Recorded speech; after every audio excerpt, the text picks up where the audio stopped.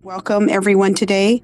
I am President Irene Bustamante Adams and will call this regular board meeting of October 9th, 2025 to order. The time is 5:02 p.m.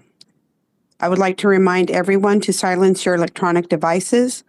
We acknowledge that the land on which we gather is a territorial homeland of the Niuwu, the Moapa Band of Paiutes, and the Las Vegas Band of Paiutes.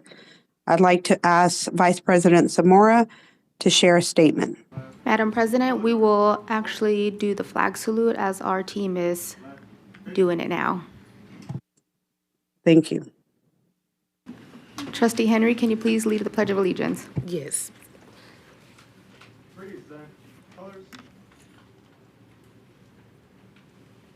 I pledge allegiance to the flag of the United States of America and to the republic for which it stands, one nation, under God, indivisible, with liberty and justice for all. Order. Colors. Order. March. March time. March. Forward. March.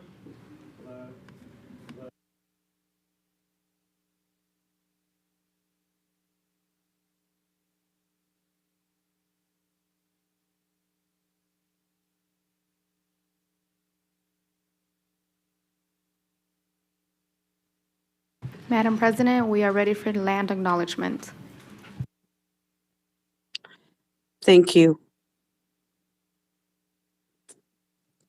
Before we do that, I wanted to let the audience and the trustees know, due to my work, I am traveling today. However, our board policy stipulates that if I participate remotely, I still preside over the meeting. And so I just want to thank Vice President Zamora for her help. She's going to be my eyes and ears, and she will also help me to navigate through this process. Vice President Zamora, I want to make sure that Trustee Stevens is on the line. I am here. Thank you. Vice President Zamora, is anybody else on the line? No, Madam President. Thank you. Since we did go through the land acknowledgement, did you want to make the statement now? Yes, thank you, Madam President. It has been a very heavy week for our district this week. At this moment, I would like to take a moment of silence for our two students, Christopher and Haley, who we have lost. So just bear with me, thank you.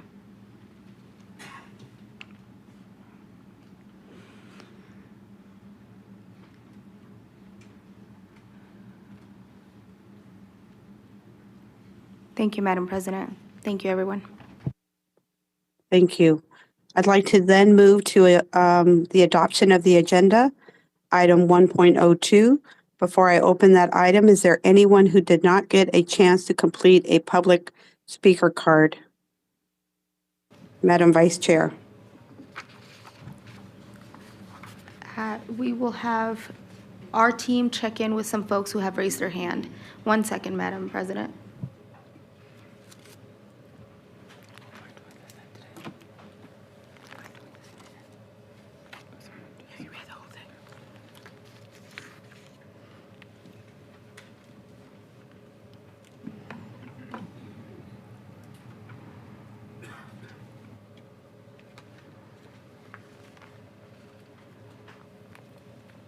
Is it for item 1 point? Okay.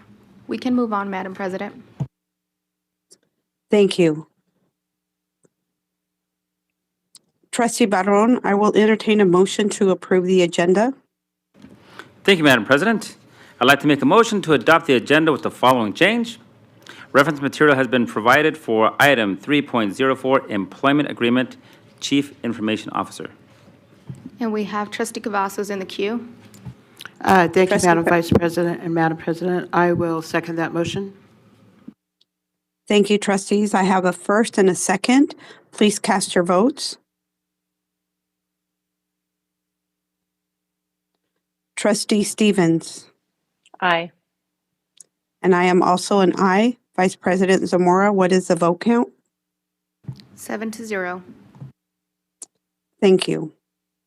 We will now move on to 2.01, student reports.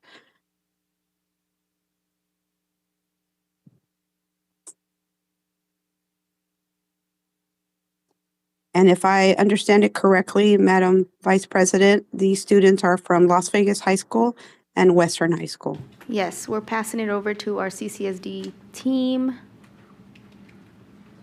who will do the introduction. Thank you. Thank you.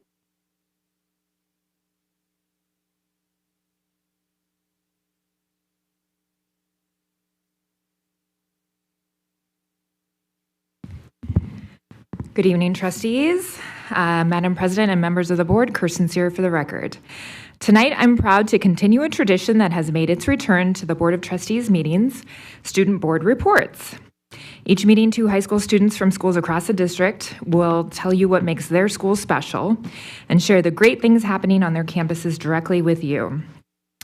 Tonight, we are pleased to welcome our next 2 student presenters, one from Las Vegas High School representing Trustee Linda Cavazos' district and Trustee Lisa Satori's district, and one from Western High School representing Trustee Tamika Henry's district and Trustee Adam Johnson's district. These students are excited to share a few highlights about their school communities. Please join me in welcoming our student speakers, and we will start with Sophia. Yeah. Good evening, everyone. I am Sofia Alvarenga, a senior member of Las Vegas High School's AP Scholars Academy, a member of the varsity flag football team, and serve as this year's senior class president. At Vegas, we take pride in the various student-led events that happen on our campus. This includes, but is not limited to, student sections for sporting events hosted by our student council, and our first annual mental health game night that was a collaborative event hosted by several cultural organizations on campus, including our Black Student Union and our Student Organization of Latinx. This year, Las Vegas High School has introduced a fire science program where firefighters visit campus with their trucks and equipment, giving students hands-on experience and insight into fire service careers. Additionally, thanks to our administrators' efforts, Chronic absenteeism has dropped significantly from 36.6% in the last quarter of last year to 21% at the end of first quarter this year, which is a decrease of 15.6%. Beyond the classroom, our Wildcats are killing it on the field and on the court. Our girls volleyball program is ranked #1 in our division, and our boys football program is currently undefeated for the first time in 6 years. Our close-knit East Side community plays a huge role in our success. Their support fuels our spirit, and it's because of them that Las Vegas High School continues to overflow with Wildcat pride. Thank you. Thank you, Sophia. And I want to say the superintendent and I had a chance to meet Sophia and get to know her a little bit more when we made a presentation to different philanthropic partners, and she wowed everybody. She's amazing. And I want to recognize, too, that Raymond Ortiz from Las Vegas High School is also here tonight. And next we are going to go to Calissa. Hi everyone, my name is Calissa Sotelo Garcia, and I'm honored to serve as a student body president at Western High School. And I'm a proud member of the Superintendent Student Advisory Council, and I'm very excited to speak with you today. To start, I want to share what makes our student council and school community so special. At Western, our council is completely student-led, and we take pride in a strong commitment to service and leadership. For the past 2 years and going into our third, we partnered up with the Make-A-Wish Foundation, and together we've helped grant 2 incredible wishes, one for a young boy named Hayden who dreamed of going to Legoland, and another for Ari who dreamed to visit Disney World. This year, we already raised $1,000 for our new Make-A-Wish kid, Romeo. And alongside service, we've seen a huge rise in student engagement. Just as one example, our senior crown decorating event had just 85 participants in 2022. And this year, that number jumped to a whopping 219 seniors, proof of the growing school spirit and involvement on our campus. We're also expanding student opportunities in meaningful ways. This year, we proudly introduced 2 new programs, HOSA, Health Occupation Students of America, and FBLA, Future Business Leaders of America.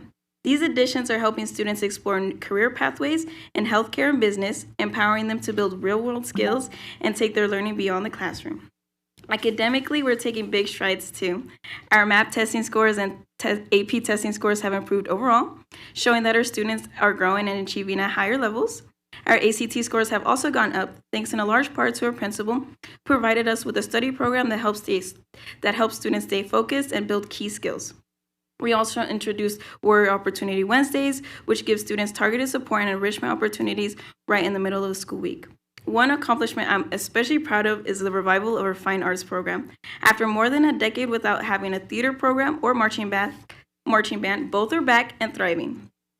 In the past 2 years, we've staged 2 successful musicals, and our marching band has grown to over 100 students. Our dance team was even selected to perform at the UNLV Dance Festival. Athletics are another huge point of pride for us. Western athletes made playoffs in 14 sports, and 7 of those teams advanced to state. Our cheer team recently won nationals. Our wrestling program has produced multiple state champions, and our JROCT are 5-time physical fitness champions. Our boys soccer team reached 5A semifinals. Beyond academics and extracurriculars, what truly sets Western apart is our evolving school climate and school culture. We're building stronger connections not just between students, but between families and the wider community.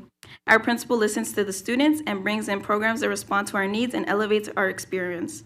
There's a real sense of unity growing on our campus, and every day we're seeing that positive cultural shift in action. All these achievements come back to our school saying, why not us? Our principal challenges us to compete at the same level as any other school, and every day we're rising to that challenge, proving that at Western we can achieve anything. Great job, Calissa. And Calissa's principal, Mr. Antonio Real, is here to support her.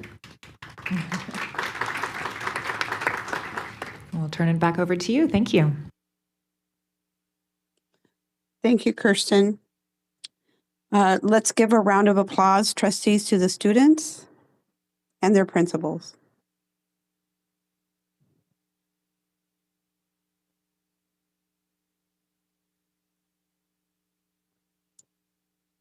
Madam Vice President, are we ready to move forward? Yes, Madam President. Therefore, then we will go to consent agenda item. Before I open 2.0, Is there anyone that did not get to a chance to complete a public speaker card for this agenda item?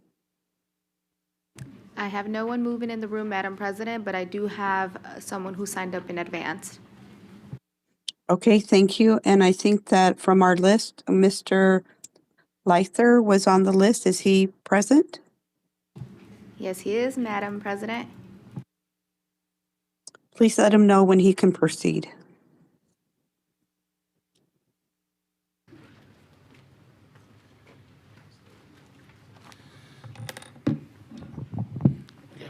Should I start? Okay, sorry, I don't have the actual agenda items specifically listed out, but there's two topics on this I want to talk on. First, one of it is the approval of hiring teachers from outside the district, which you guys obviously do. But I just wanted to highlight the need to actually retro pay, or not necessarily retro pay, but at least correct the pay scale for all teachers in the district, because the new hires are being paid based on experience and education, and the people that are working in the district are not. Now, I know in the budget, there's $10 million to fix that, but it's not gonna be enough, and there were some unfortunate posts from CCA saying, tough luck if you're not in the union.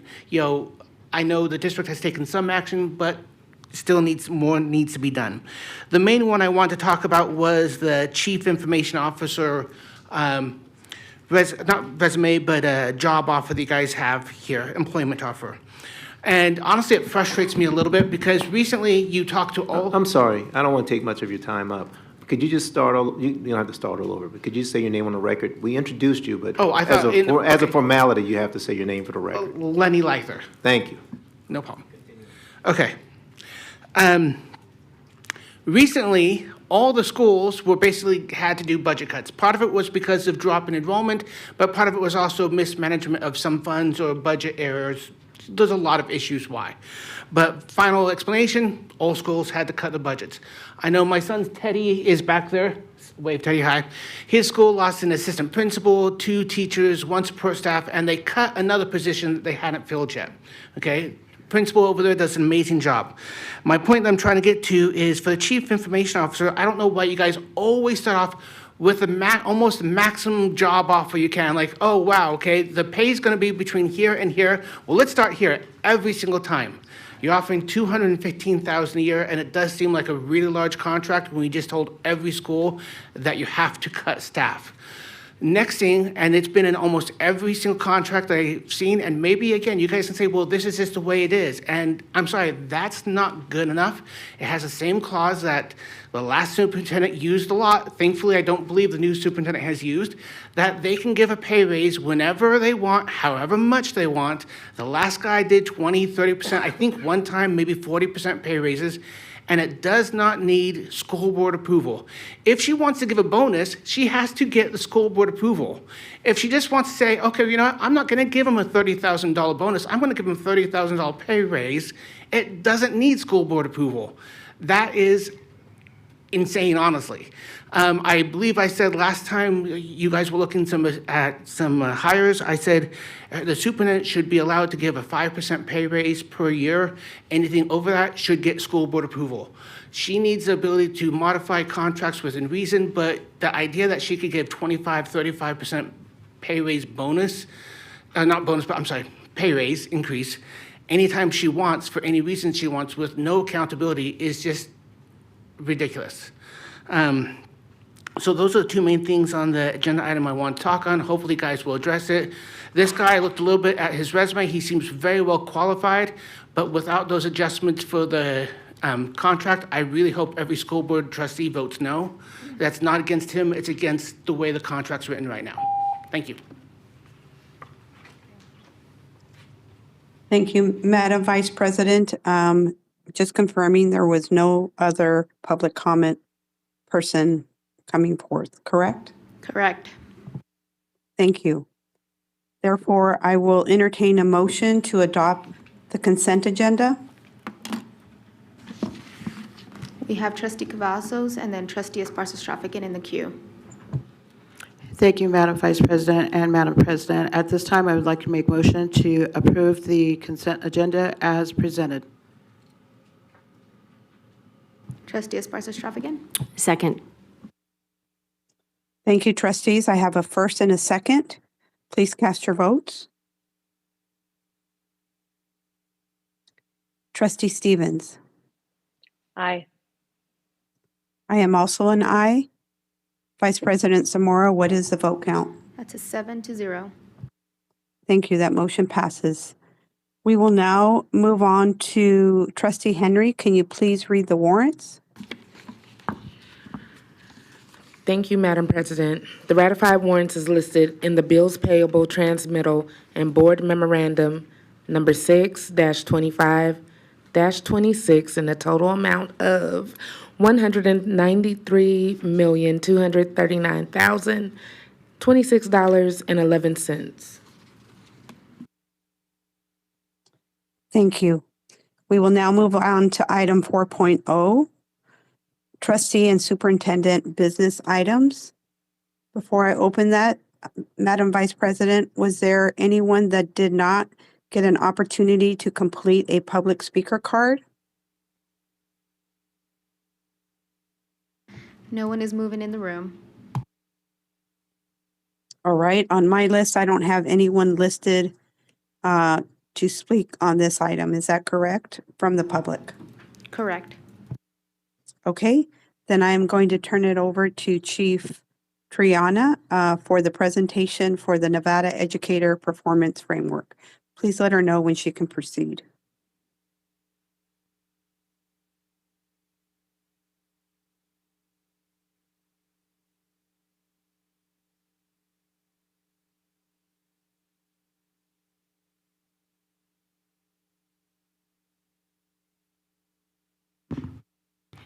Good evening, Madam President, members of the board, Superintendent Ebert, Roanne Triana for the record. This evening, I am joined with Dr. Eric Skramstad to provide you a report that we provide every year. So it's great to be back.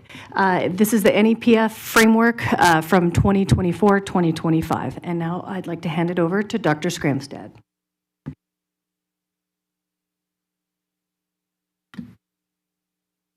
Good evening, Madam President, members of the board, Superintendent Ebert. For the record, my name is Eric Skramstad, Director of the PGS and NEPF Department and CCSD NEPF Liaison to the Nevada Department of Education. In accordance with NRS 391-485-2, the Board of Trustees of each school district shall annually review teacher and administrator evaluation implementation pursuant to the statewide performance evaluation system.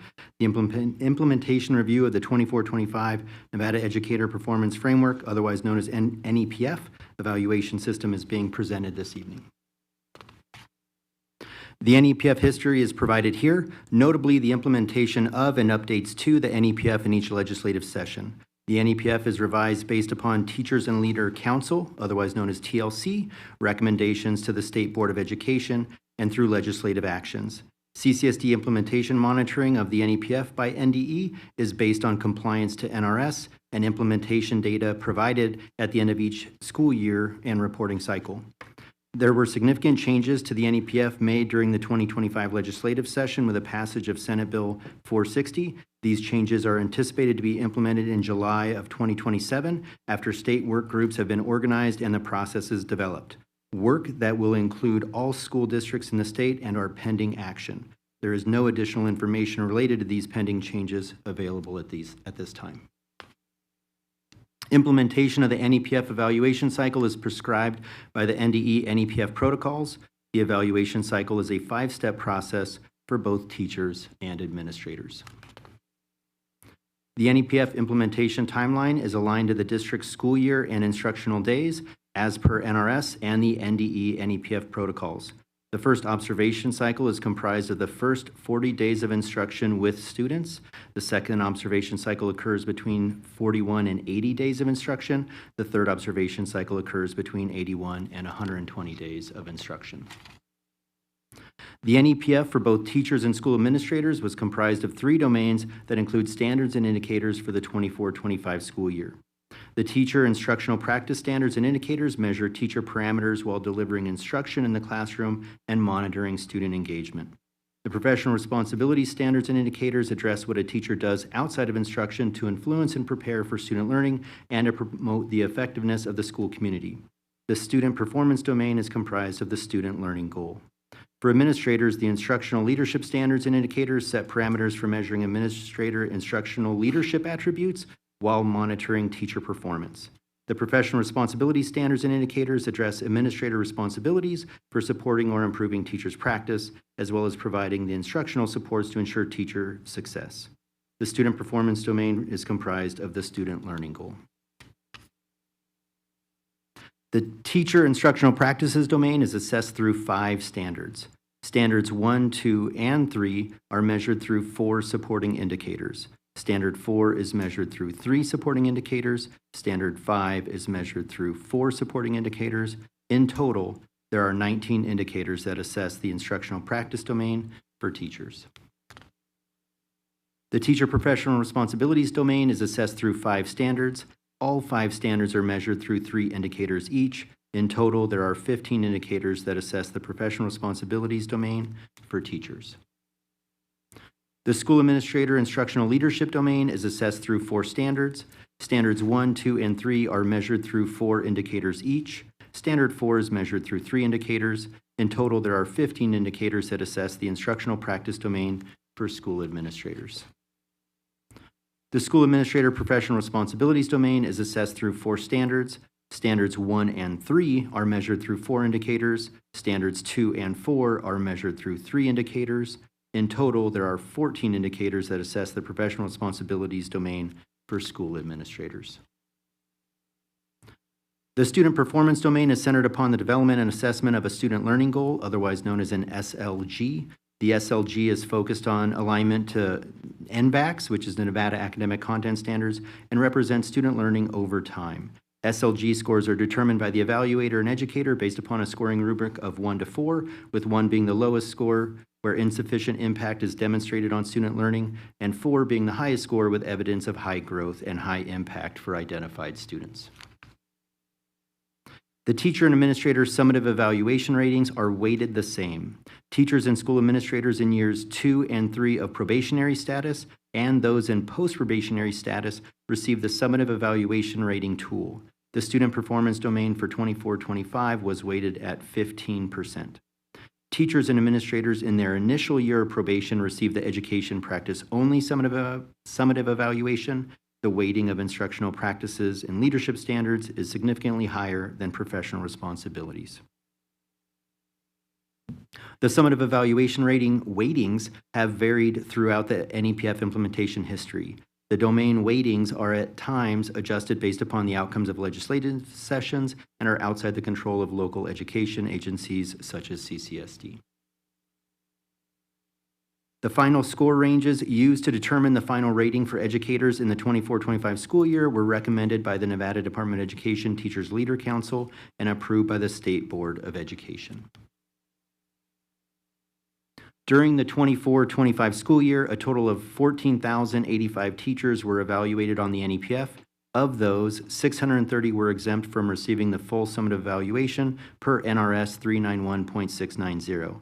This statute states that any educator being evaluated on the NEPF who received a highly effective evaluation for 2 consecutive years prior, while also being post-probationary, will be exempt from receiving a full summative evaluation the following year. Additionally, there was 2,298 teachers that were rated highly effective, 11,084 effective, 63 developing, and 10 ineffective. I'd also like to make note of the percentages for these employees, only because the percentages when we look at the administrators will be relatively the same, even though the employee group size is different. Trend data for teachers is provided on this slide. During the 24-25 school year, there were a total of 820 administrators evaluated on the NEPF. Of those, 14 were exempt from receiving the full summative evaluation per NRS 391.690. There were 116 that were highly effective, 690 that were effective, 0 developing, and 0 ineffective. 3-year trend data for school administrator NEPF evaluation ratings are provided here. In comparison, non-NEPF administrator ratings are provided here. Of note, there were 2 central office administrators who were rated unsatisfactory in the 24-25 evaluation year. and had their contracts non-renewed. This concludes the implementation presentation of the NEPF 24-25 evaluation system here in CCSD.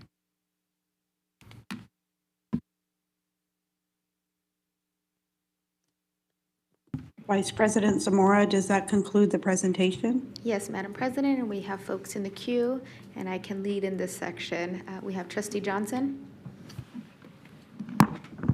Perfect, I'm already on. Thanks for the presentation. I appreciate you all going through the data. I want to make sure I'm better trying to ask my question in a way that I can get, like, I can understand the process. First, I'll ask, like, as it relates to other districts, do you know how we compare? I mean, I'm looking at it, and 95% of our teachers are either effective or highly effective, and then 98.3% of our administrators are effective or highly effective. How does that, how does that stack up against other large urban or just large districts across the country? Trustee Johnson, thank you for the question. This is not a countrywide evaluation implementation. It's really based upon Nevada Department of Education stipulations for the NEPF. In regards to other districts in the state, we actually tend to score our employees a little bit lower than other districts. So we may be at, let's say, 98% effective, highly effective. Other districts tend to be closer to 99%. It's a small, minor difference, but the other districts tend to be slightly higher than what we rate our employees. I guess my concern, I'll say concern, is throughout any organization, or maybe I'll take this back and I'll start with a different thing. Do we know how we frame developing and ineffective to teachers? And like, because I'm asking that question because if we frame it as punitive, and I'm not saying that we do, if we frame it as punitive, I would imagine I wouldn't want to call somebody ineffective or developing. If we framed it as growth mindset or as a growth set, people might be more inclined to say you are developing, especially as a first-year teacher. It is really hard to be incredibly effective as a first-year teacher just because of all that you're learning and you have a lot to learn.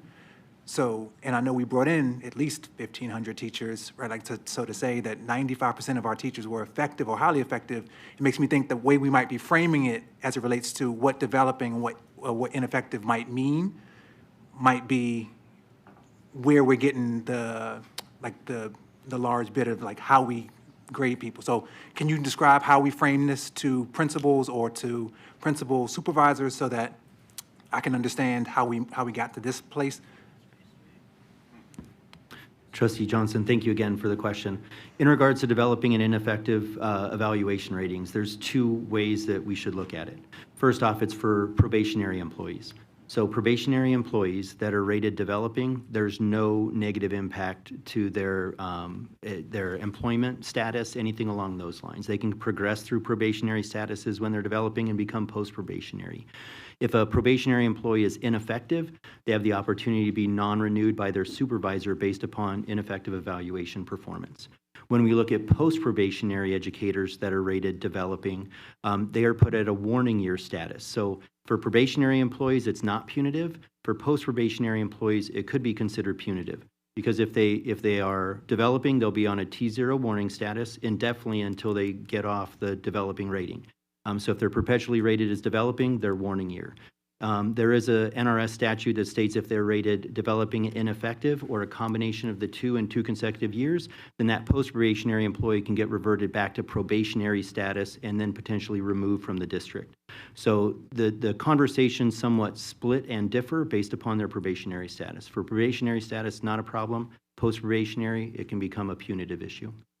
It sounds like it's set at the state level is in terms of developing. And so the status around punitive versus growth isn't what we've determined. It sounds like we have to follow a set of rules that then put us there. And I'm asking that line of questioning because I want to make sure we can get true data on, like, are you effective? Are you ineffective? Are you developing? And so we can continue to work with you. And I'm sure principals continue to work regardless of the rating, but I just don't want it to be an inflated status so that, you know, I as an employee don't know my true status of am I effective versus like am I truly developing. Again, a first-year teacher, it's a long way to go to be highly effective. And I think we all know that's a really hard job. And I'd want to have really clear feedback, something that is documented around like growing these spaces and you will be effective, et cetera. So I appreciate you walking me through that thinking. It's very helpful for me. Thank you, Trustee Johnson. Trustee Esparza-Stroffigan? Thank you, Dr. Scrampson and Ms. Triana for this presentation. I would really appreciate that we saw this a year ago, some of us that were here, and there were some requests that were made and there were adjustments made, so thank you for that. I really want to put it in context for people because what is on the slide are some raw numbers and the percentage. So approximately we have like maybe over 13,000 teachers and perhaps like 820 admin. That's a big difference and a gap with what we're showing. My question is, and I forewarned you all that in our briefing, I asked how many for each category were non-renewed. That's a part one, and then a part two is for those non-renewals, what were some circumstances for non-renewal? Trustee Esparza-Stroffigan, thank you for the question. I'll start off with the second part of your question for what are the circumstances. I can only speak for evaluation-based non-renewals. So if the employees that I mentioned, the numbers, it's strictly evaluation-based. I do not know anything behind behavior or anything that was like an egregious offense where they'd be removed, through other processes. So for evaluation-based non-renewals, there were 11 licensed employees that were put forward for non-renewal. 9 of them resigned prior to being non-renewed, and then 2 of them were non-renewed. For administrators, there were 2 that were changed bargaining unit back to licensed employee before they received their evaluation for 24-25. So it was 2 and 2. So 2, by choice, chose to go back to a classroom environment. That is correct. Thank you for that. I mean, I think that's important for us to look at because those are numbers that are not always shared. And I think there's a lot of layers to the process for them to get to that space. So my second question, if I may, Vice President, Madam President, is what we don't see in the presentation, it's not required by the state, but what is our systemic practice because we have long-term substitutes? So what kind of feedback is our traditional like interaction, and maybe it's an HR response for our long-term substitutes? What kind of coaching and supports do they receive by, because some of them are with us for an entire year? Thank you for the question, Trustee Esparza-Stroffigan. Roanne Triana for the record. I think really the kind of support is offered at the school level. Meaning as a principal, they would have strategists come in, give feedback, mentoring. We, as a principal, we would try to also go through the typical observation cycles with our long-term substitutes because they are a part of our community, serving our kids. And so we, while we don't hold them accountable to the same NEPF document required by the state, the great practice is to, in fact, invest in our long-term subs because that's how, as a principal, we would see the benefit for our kids. And I appreciate that because that's a question sometimes that we do receive by parents and saying, well, what kind of supports and resources and what kind of feedback to make them whether improve or even understand the systems. So thank you for that. That is our expectation and belief. Thank you, Trustee Esparza-Stroffigan. I have Trustee Baron, but before you go, Trustee Baron, can I have Trustee Biassari please mute yourself? Thank you. Trustee Baron. Thank you, Madam Vice President. As a guy who started teaching over 30 years ago, I really appreciate the evolution that this entire framework has brought us. Just for members of the public to know, when I first started 30 years ago, I was still teaching with chalk, and I thought it was cool because they had colored chalk, right? And then when we had whiteboards, I was amazed by that. But, the very first evaluation system that we had here that was used in Nevada, even though my very first evaluations were in Humboldt County, they were much different from this. It really sucked because basically there you only had like 1 year of probation, and if you didn't make it, you were out.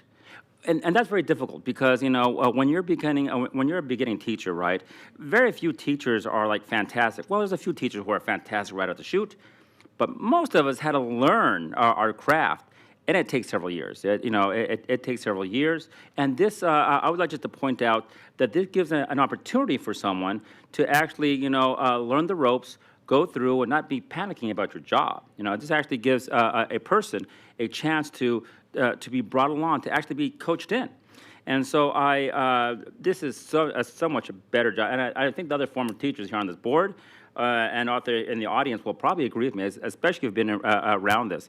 Again, you could have an administrator say, I just get this feeling that, you still haven't got this thing down here yet. And having a feeling versus data, because what people need to understand is there's actually data that's included in this, right? There's substantive meters that you can make and document, and you can provide, as the employee, you can provide documentation to your growing career. So I just have to say I'm very impressed with this, right?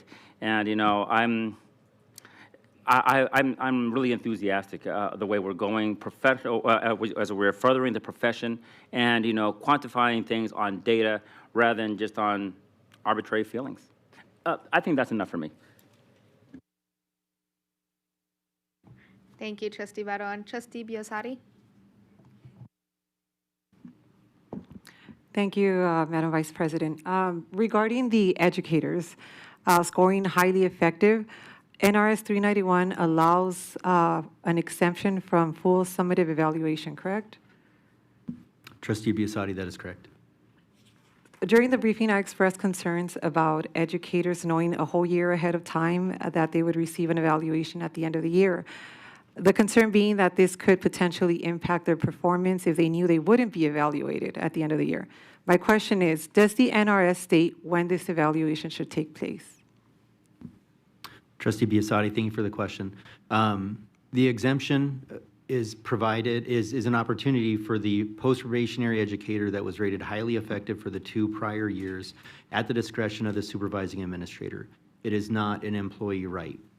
So at the discretion of the supervising administrator, if they decide to provide the exemption to the employee, it's typically known at the beginning of that contract year, not the year prior. Part of that is simply due to the employee may transfer over the summer to a different school site, or there might be a different administrator at the school site, if there's internal transfers, hiring, things along those lines.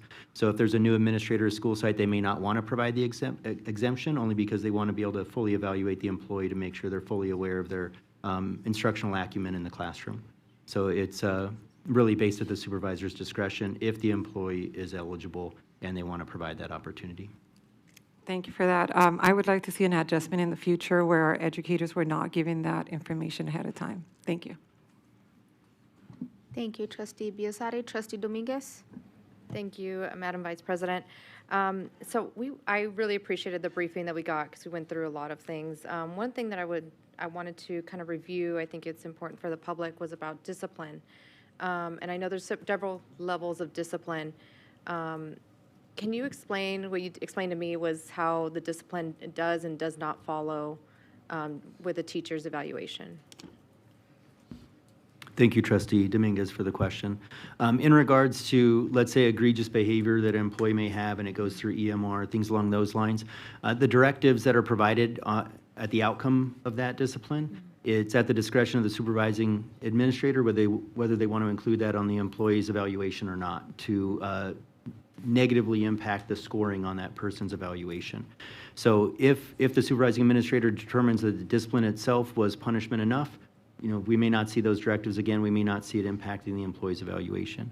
If it is something that they want to include, then we might start seeing what's known as directives, where it specifically identifies the areas of concern and which components of the employee's evaluation are being negatively impacted for that conduct. Not only is that just for egregious behaviors, it can also be for what is witnessed in the classroom during observation cycles by that supervising administrator. So whether it's the, how well they're integrating instructional concepts in the classroom with their students, things along those lines, those can also be included as directives. But the discipline itself may not follow the employee from place to place per se and be tracked on the evaluation. Got it. And then thank you for reviewing that. I was hoping you'd clarify just for the public, the page 12, for student performance, what does that mean?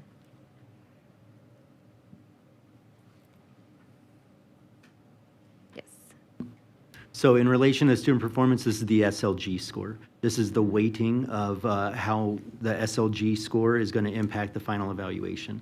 So if an employee, let's say, is highly effective with their SLG, they've had incredible growth with the students that are identified, that are targeted for this, let's say, intervention to make sure that they have high growth. If there is high growth and they're scored a 4, then that 4 is actually only 15% of their overall evaluation. So the student performance component is only 15% of the employee's total evaluation if they're post-probationary or if they're using the SLG.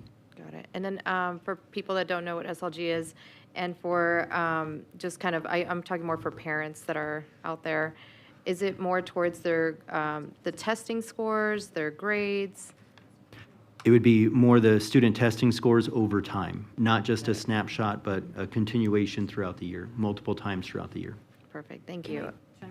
Trustee Dominguez, if I could please add, also, those student learning goals are created between the administrator and the instructor, and so it's very collaborative, and it's revisited multiple times a year. So it's not something that's, directed at the employee, but it's something that's co-constructed. Thank you for that clarification. I think sometimes people think it's a hard line, and so I appreciate that. And I did have one last question, if that was okay, Madam Vice President. For the exemption portion, I forgot what slide that was, slide 15. Is there a limit to how many exemptions a teacher can receive? Thank you, Trustee Dominguez, for the question. There is not a limit per se, but the soonest they could do it is every 3 years if they're highly effective the entire time. So it's every 3 years they have the opportunity. They can't have it year after year after year after year. Okay, got it. Thank you. Thank you, Trustee Dominguez. Trustee Stevens, do you have any questions? I do not. Thank you. Trustee Johnson. Yeah, I forgot to ask this last time. I apologize for my oversight. Do we have a process for calibrating how we will score?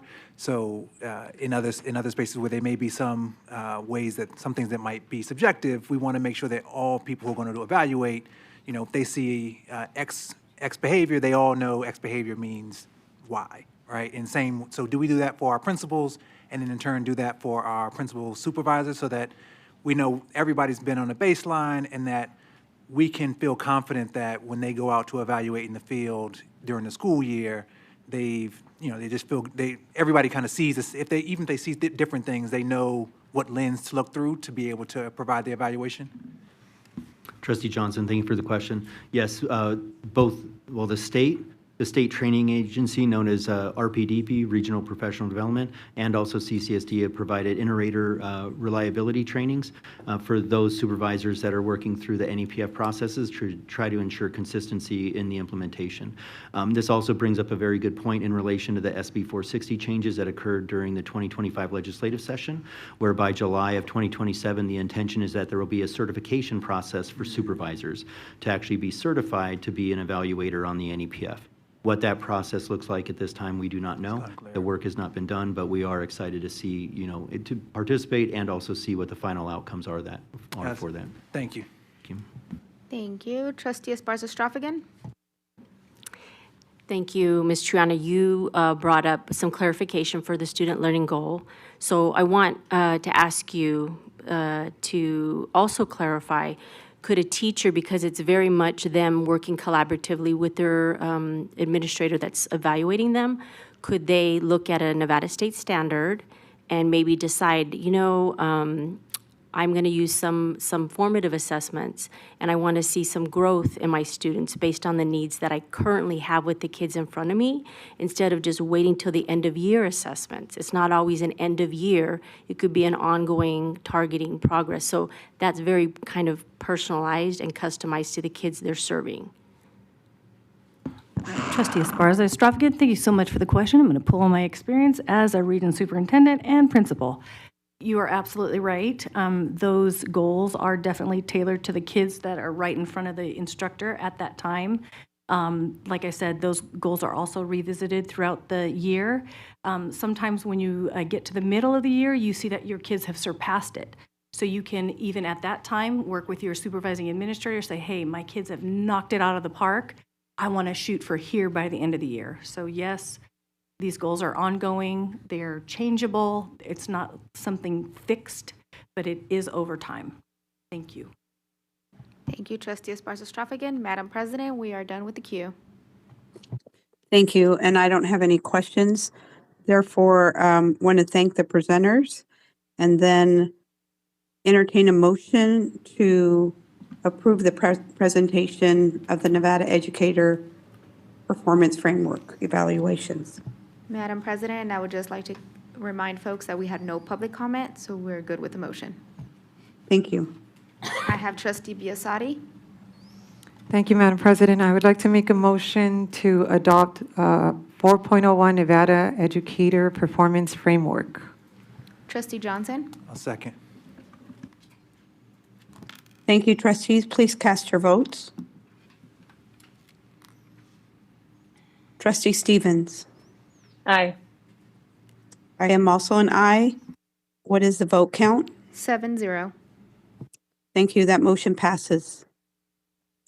We will now move on to 4.02.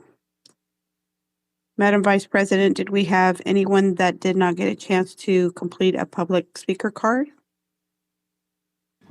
I don't see anyone moving in the room. Okay. Then we'd like to invite Dr. Mansell and his team for notice of intent for District Policy 5112.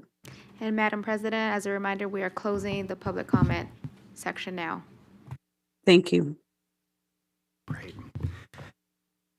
Madam President, members of the board, Superintendent Ebert, for the record, Dustin Mansell, Chief Academic Officer. I am joined by Gia Moore, our Assistant Superintendent of the College and Career Readiness and School Choice Division, along with Ronnie Stolworthy, our Coordinator of the Change of School Assignment Department. Today, we are here to provide a notice of intent to amend Clark County School District Policy 5112, titled Change a School Assignment. Policy 5112 was last revised by the Board of School Trustees in 2021. Before we begin, we would like to take a quick moment to thank our Principal Working Group, Region Leadership, and members of the Clark County School District Extended Leadership Team for their continued collaboration and support in developing and refining these recommendations. Madam President, with your permission, I will hand over the presentation to Mrs. Moore, who will provide the proposed amendments regarding Clark County School District Policy 5112, Change a School Assignment. Thank you, Dr. Mansell. Madam President, members of the board, Superintendent Ebert, for the record, Gia Moore. The reference material for item 4.02, Notice of Intent, Clark County School District Policy 5112, outlines the proposed deletions and additions to the policy. The policy was updated from change of school assignment to enrollment in a school outside assigned attendance zone to align with Assembly Bill 533, and to reinforce the district's commitment to expanding school choice through open enrollment. The proposed amendments to Section 1 include minor formatting updates. In Section 2, we will again see minor formatting updates with the addition of attendance zone to provide greater clarity. In Section 3, we broaden the scope to include enrollment outside the established attendance zone rather than simply stating a change of school assignment. Greater details regarding each of these items will be provided in the proposed amendments to Regulation 5112. Thank you for the opportunity to share the proposed amendments regarding Clark County School District Policy 5112, Change of School Assignment. And this time we will pause and take any questions. Thank you. Madam Vice President, can you please manage the questions? This is Trustee Henry. I'll do that. She stepped away for a moment. Okay.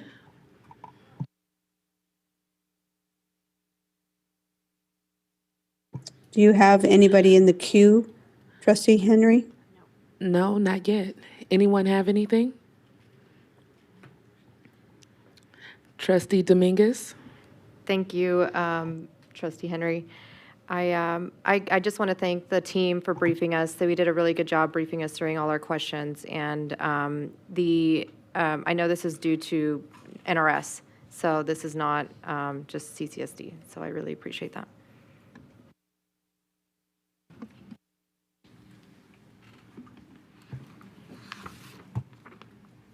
Trustee Henry, is there any other questions from the dais? Madam President, we have Trustee Esparza-Straffigan. No questions, but I'm ready to make a motion if there are no further questions. Trustee Biassatti? No questions. Ready to And- second it. And as a reminder, Trustee Vice President, can I check with Trustee Stevens to see if she has any questions? I apologize, Madam President. No questions, guys. Okay, none for me. We have Trustee Esparza again. Thank you, Madam President, Vice President. I'd like to make a motion to approve 4.02 Notice of Intent, Clark County School District Policy 5112 as presented. Trustee Biassatti? I will second that motion. Thank you, trustees. I have a first and a second. Please cast your votes. Trustee Stevens? Aye. I am also an aye. Madam Vice President, what is the vote count? That is 7-0. Thank you. That motion passes. Thank you, Dr. Mansell. We will now then move on to 4.03, Notice of Intent for District Regulation.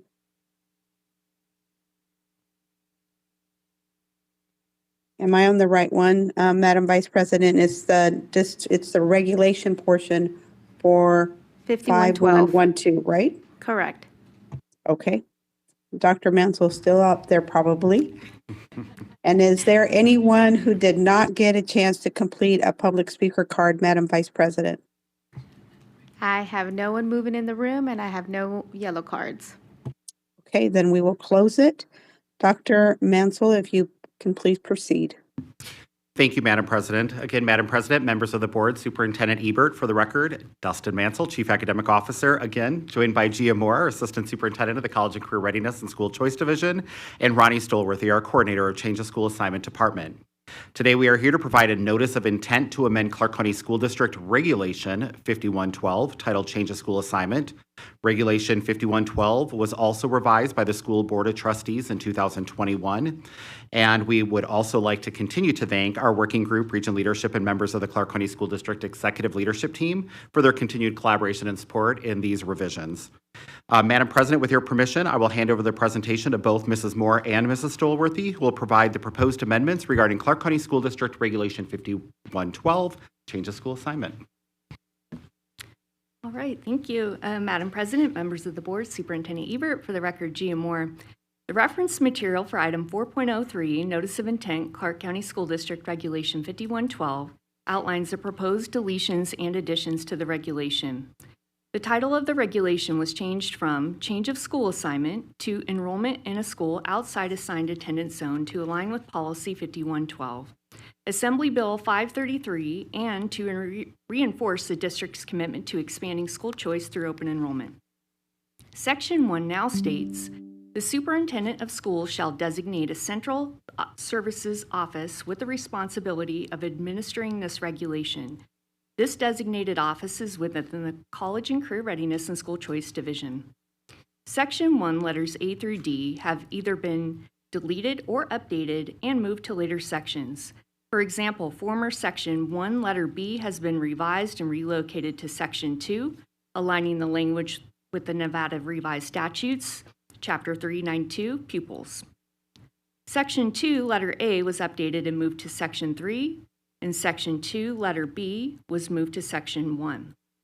In Section 3, we outline how a student may be authorized to enroll in a school outside the assigned attendance zone, including A, accepted into a school choice option, B, accepted a school choice option for a student of a district employee where the employee is assigned full-time as long as the employee provides verified proof of the parent-guardian rights of the student, C, if the student is assigned to another school pursuant to an individualized education program, D, assigned to an alternative school, E, attends a Prime 6 school option, F, determined homeless or in foster care and assisted through the existing process while retaining school of origin rights, G, granted an administrative school assignment under district-approved criteria and is considered throughout the year.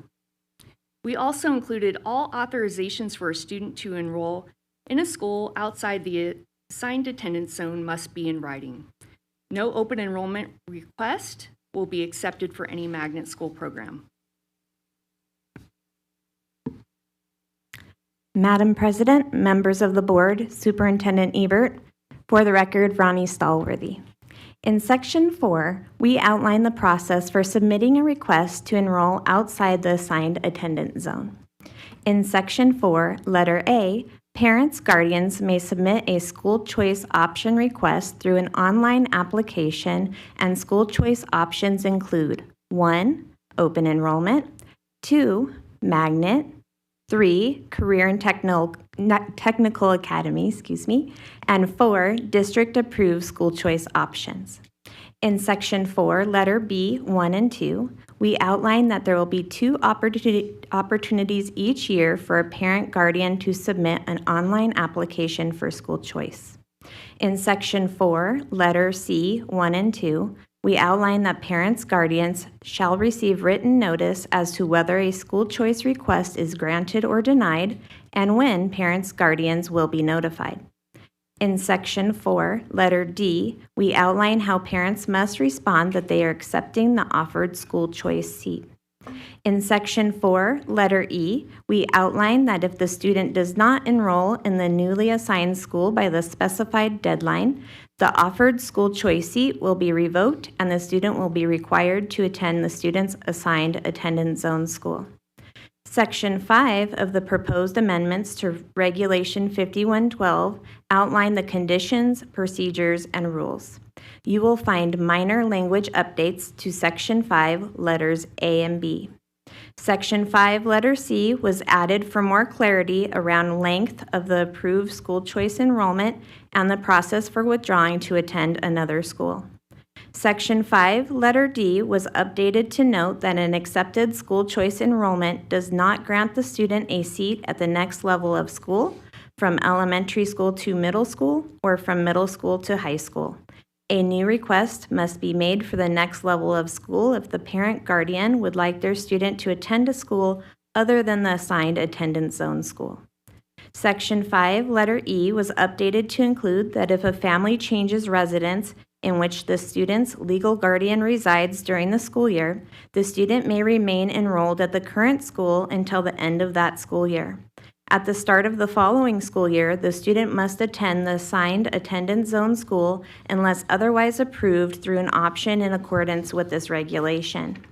Section 5, letter F was updated to ensure parents, guardians are aware that transportation services are not available for students who enroll in a school through open enrollment or other non-magnet choice options. Section 5, letter G was updated to include that rules concerning student athletic eligibility are outlined in District Regulation 5135.1, Student Activities and Athletics Participation for Secondary Schools. And as you can see, Section 6 was moved to Section 1. Thank you for this opportunity to share the proposed amendments regarding Clark County School District Regulation 5112, change of school assignment. At this time, we will pause and take any questions from the board. Thank you. Madam Vice President, would you like to manage the questions from the dais? Thank you, Madam President. I would like to start with Trustee Stevens. Thank you. I actually have 2 questions.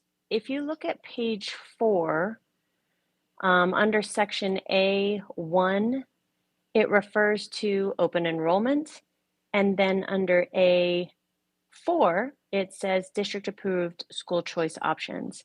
I was just wondering if you could clarify the difference between the terms open enrollment and school choice. Thank you for the question, Trustee Stevens. So the open enrollment process is what is formally known as a change of school assignment process. So that is just essentially a name change with some other key changes. However, we wanted to leave some room in there for anything that may be to come in the future. So for example, we have Central Technical Training Academy. That's deemed as a school choice option. And so we wanted to allow for some space within the regulation to account for any sort of schools in the future that we may open that fit into that sort of category. Okay, just wanting clarification. And then My last question on this is actually for Linda because she is our liaison for the NIAA. And down on the last page, it mentions that student activities and athletics, are governed by the NIAA. And I was just wondering from Linda if there has been any talk, knowing that this is now NRS, like, has there been any talk about them creating policy that aligns more with school choice open enrollment? Because as of right now, if a student were to, change schools, let's say a high school athletic person, student, if they did that, they have to sit out a year of their program. And so I'm just wondering if has there been any conversation about that possibly changing in the future because of this new statute? Do you want me to go ahead and take that, Dr. Mansell, instead of going through 5135? All right. Trustee Stevens, thank you for the question. Yes, there are always conversations about this because there are a lot of questions from the parent constituents and the students themselves. I, however, cannot speak for the executive director and the president of the NIAA as far as the specific conversations regarding policy without having to go into our minutes. I will have to admit that right now because our agendas are about 200 pages long and we have extensive public comment. But I would be happy to follow up with you offline on 5135 because I'm sure that you and the rest of our trustees are getting a lot of questions on that. Thanks, Linda. Appreciate it. That's Sure. all. Thank you, Trustee Cavazos, and thank you, Trustee Stevens. Madam President, there is no one else in the queue on our end. Thank you, and I don't have any questions. And I believe that you said we have no public comment. Is that accurate? That is accurate. Thank you. Therefore, I will entertain a motion for approval Trustee for Cavazos? district, Sorry. go ahead, for District Regulation 5112. Thank you, Madam President and Madam Vice President. At this time, I'd like to make a motion to approve Agenda Item 4.03, Notice of Intent, Clark County School District Regulation 5112. Trustee Esparza-Struffagan? Second that motion. Thank you, trustees. Since I have a first and a second, please cast your votes. Trustee Stevens. Aye. I am also an aye. Madam Vice President, what is the vote count? 7-0. That motion passes. Thank you, Dr. Mansell. I think you're still up. So 4.04, Notice of Intent, Clark County School District Policy 6121. And before I open that item, is there anyone, Madam Vice President, who has not had a chance to complete a public speaker card? We don't have anyone in the room, and we have no public speakers in the queue. Thank you. Therefore, we will close that and then ask Dr. Mansell to please proceed. Great. Thank you, Madam President, members of the board, Superintendent Ebert. Again, for the record, Dustin Mansell, Chief Academic Officer. This time I am joined by Elena Kreiner-Wilson, our Assistant Superintendent of the Curriculum and Instruction Division, and Robert Jones, Director of the Curriculum and Instruction Division. Today, we are here to provide a notice of intent to amend Clark County School District Policy 6121, titled Instructional Program Design Development. Policy 6121 was last revised by the School Board of Trustees in 1981. The proposed amendments to Policy 6121, Instructional Program Design Development, will provide clarity regarding the procedures for developing secondary course offerings, including the addition, revision, and retirement for secondary courses, and the work of the Clark County School District Curriculum Commission on these procedures. Again, I would like to thank our Curriculum Commission Central Working Team, our secondary school-based curriculum commissioners, region leadership, and members of our executive leadership team. Madam President, with your permission, I will hand over the presentation to Mrs. Kreiner-Wilson, who provide the proposed amendments regarding Clark County School District Policy 6121, Instructional Program Design. Thank you. Madam President, members of the board, Superintendent Ebert, for the record, Elena Kreiner-Wilson. The reference material for item 4.04, Notice of Intent, Clark County School District Policy 6121, outlines the proposed deletions and additions to the policy. The title of the policy was updated to read as Secondary Course Offerings to better align the process for how secondary courses are approved through a formal system. In Section 1, we updated the language to, the district recognizes that a formal system of curriculum design and implementation shall be developed to establish secondary course offerings, and that standards and goals shall provide the basis for secondary course offerings. This clarification provides the removal of Section 1, letters A through D. In Section 2, we note that the district will form a curriculum commission that will ensure the continuous development, revision, and retirement of secondary courses through a formal system. In Section 3, we updated the language to read, the Curriculum Commission will ensure the secondary courses submitted for approval are related to the constantly changing needs of the community and serve the students of the district. We remove Section 4 as this information is not aligned with the development, revision, and retirement of secondary course offerings. Additional details of how the policy is enacted will be provided in the proposed amendments to Regulation 6121. Thank you for this opportunity to share the proposed amendments regarding Clark County School District Policy 6121, Instructional Program Design Development. At this time, we'll pause and take any questions from the board. Thank you both. Madam Vice President, are there any questions from trustees on the dais? Trustee Esparza-Straffigan. So, thank you, 1981. Let's do the math about that. How did this, and this isn't even just for this particular policy, how did this one come to us at this time? And then I have a follow-up question to that. As we work with the Curriculum Commission, we wanted to ensure that the work that that team does, in addition to our content area department to recommend courses in our schools, really reflect the actual work. The current way the policy and regulation is delineated is not reflective of the current practice, so it's really about ensuring that we're current in our practices. To your point, over 40 plus years ago, the last time this policy was revised. Thank you for that. And in our briefing, I just kind of want to share, because I do have questions that I've kind of come up with after. I want to go to the Curriculum Commission itself, that there's going to be potentially 18 members on the commission, and they will serve a 2-year term. And then it will be comprised of admin, teachers, potentially counselors. Can you go more in depth to the process, and is it open to apply? Are there going to be recommendations? Give us all of that. I think we want to know essentially how can people sign up for that.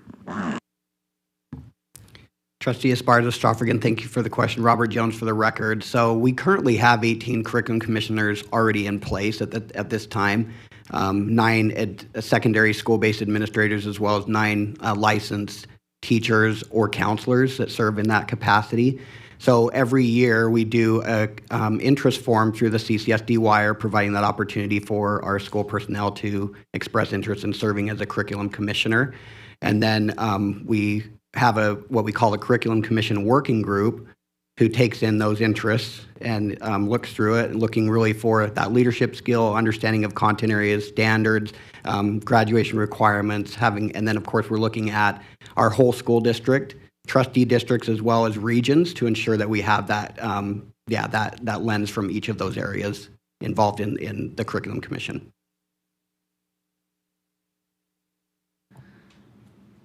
Madam President, I don't see any other members in the queue, so I'll ask Trustee Stevens. Actually, I'd like to follow up on what Ramona just asked. She had asked about what it was comprised of and how people could get involved, and you explained that. But my question about the commission is more so about, because it's regarding curriculum, is there a way, or is there any plan in the future to at some point maybe involve parents and or students in the process? Trustee Stevens, thank you for the question. So Yes, we highly encourage parents to be involved. For example, speaking with the school about the courses that are offered at their students' schools and encouraging, whether it be revisions of courses or asking for new courses. And we do have a process. We send it out every April for schools to have the opportunity to revise or develop a new course and then create a task force, a course development task force in which we encourage parents to be involved in that. And they can contribute voice into that course. And then that group works together to create the application for the course, as well as the scope and goal documents that serve as the basis for that course. And so that's an opportunity for parents to serve in that capacity there.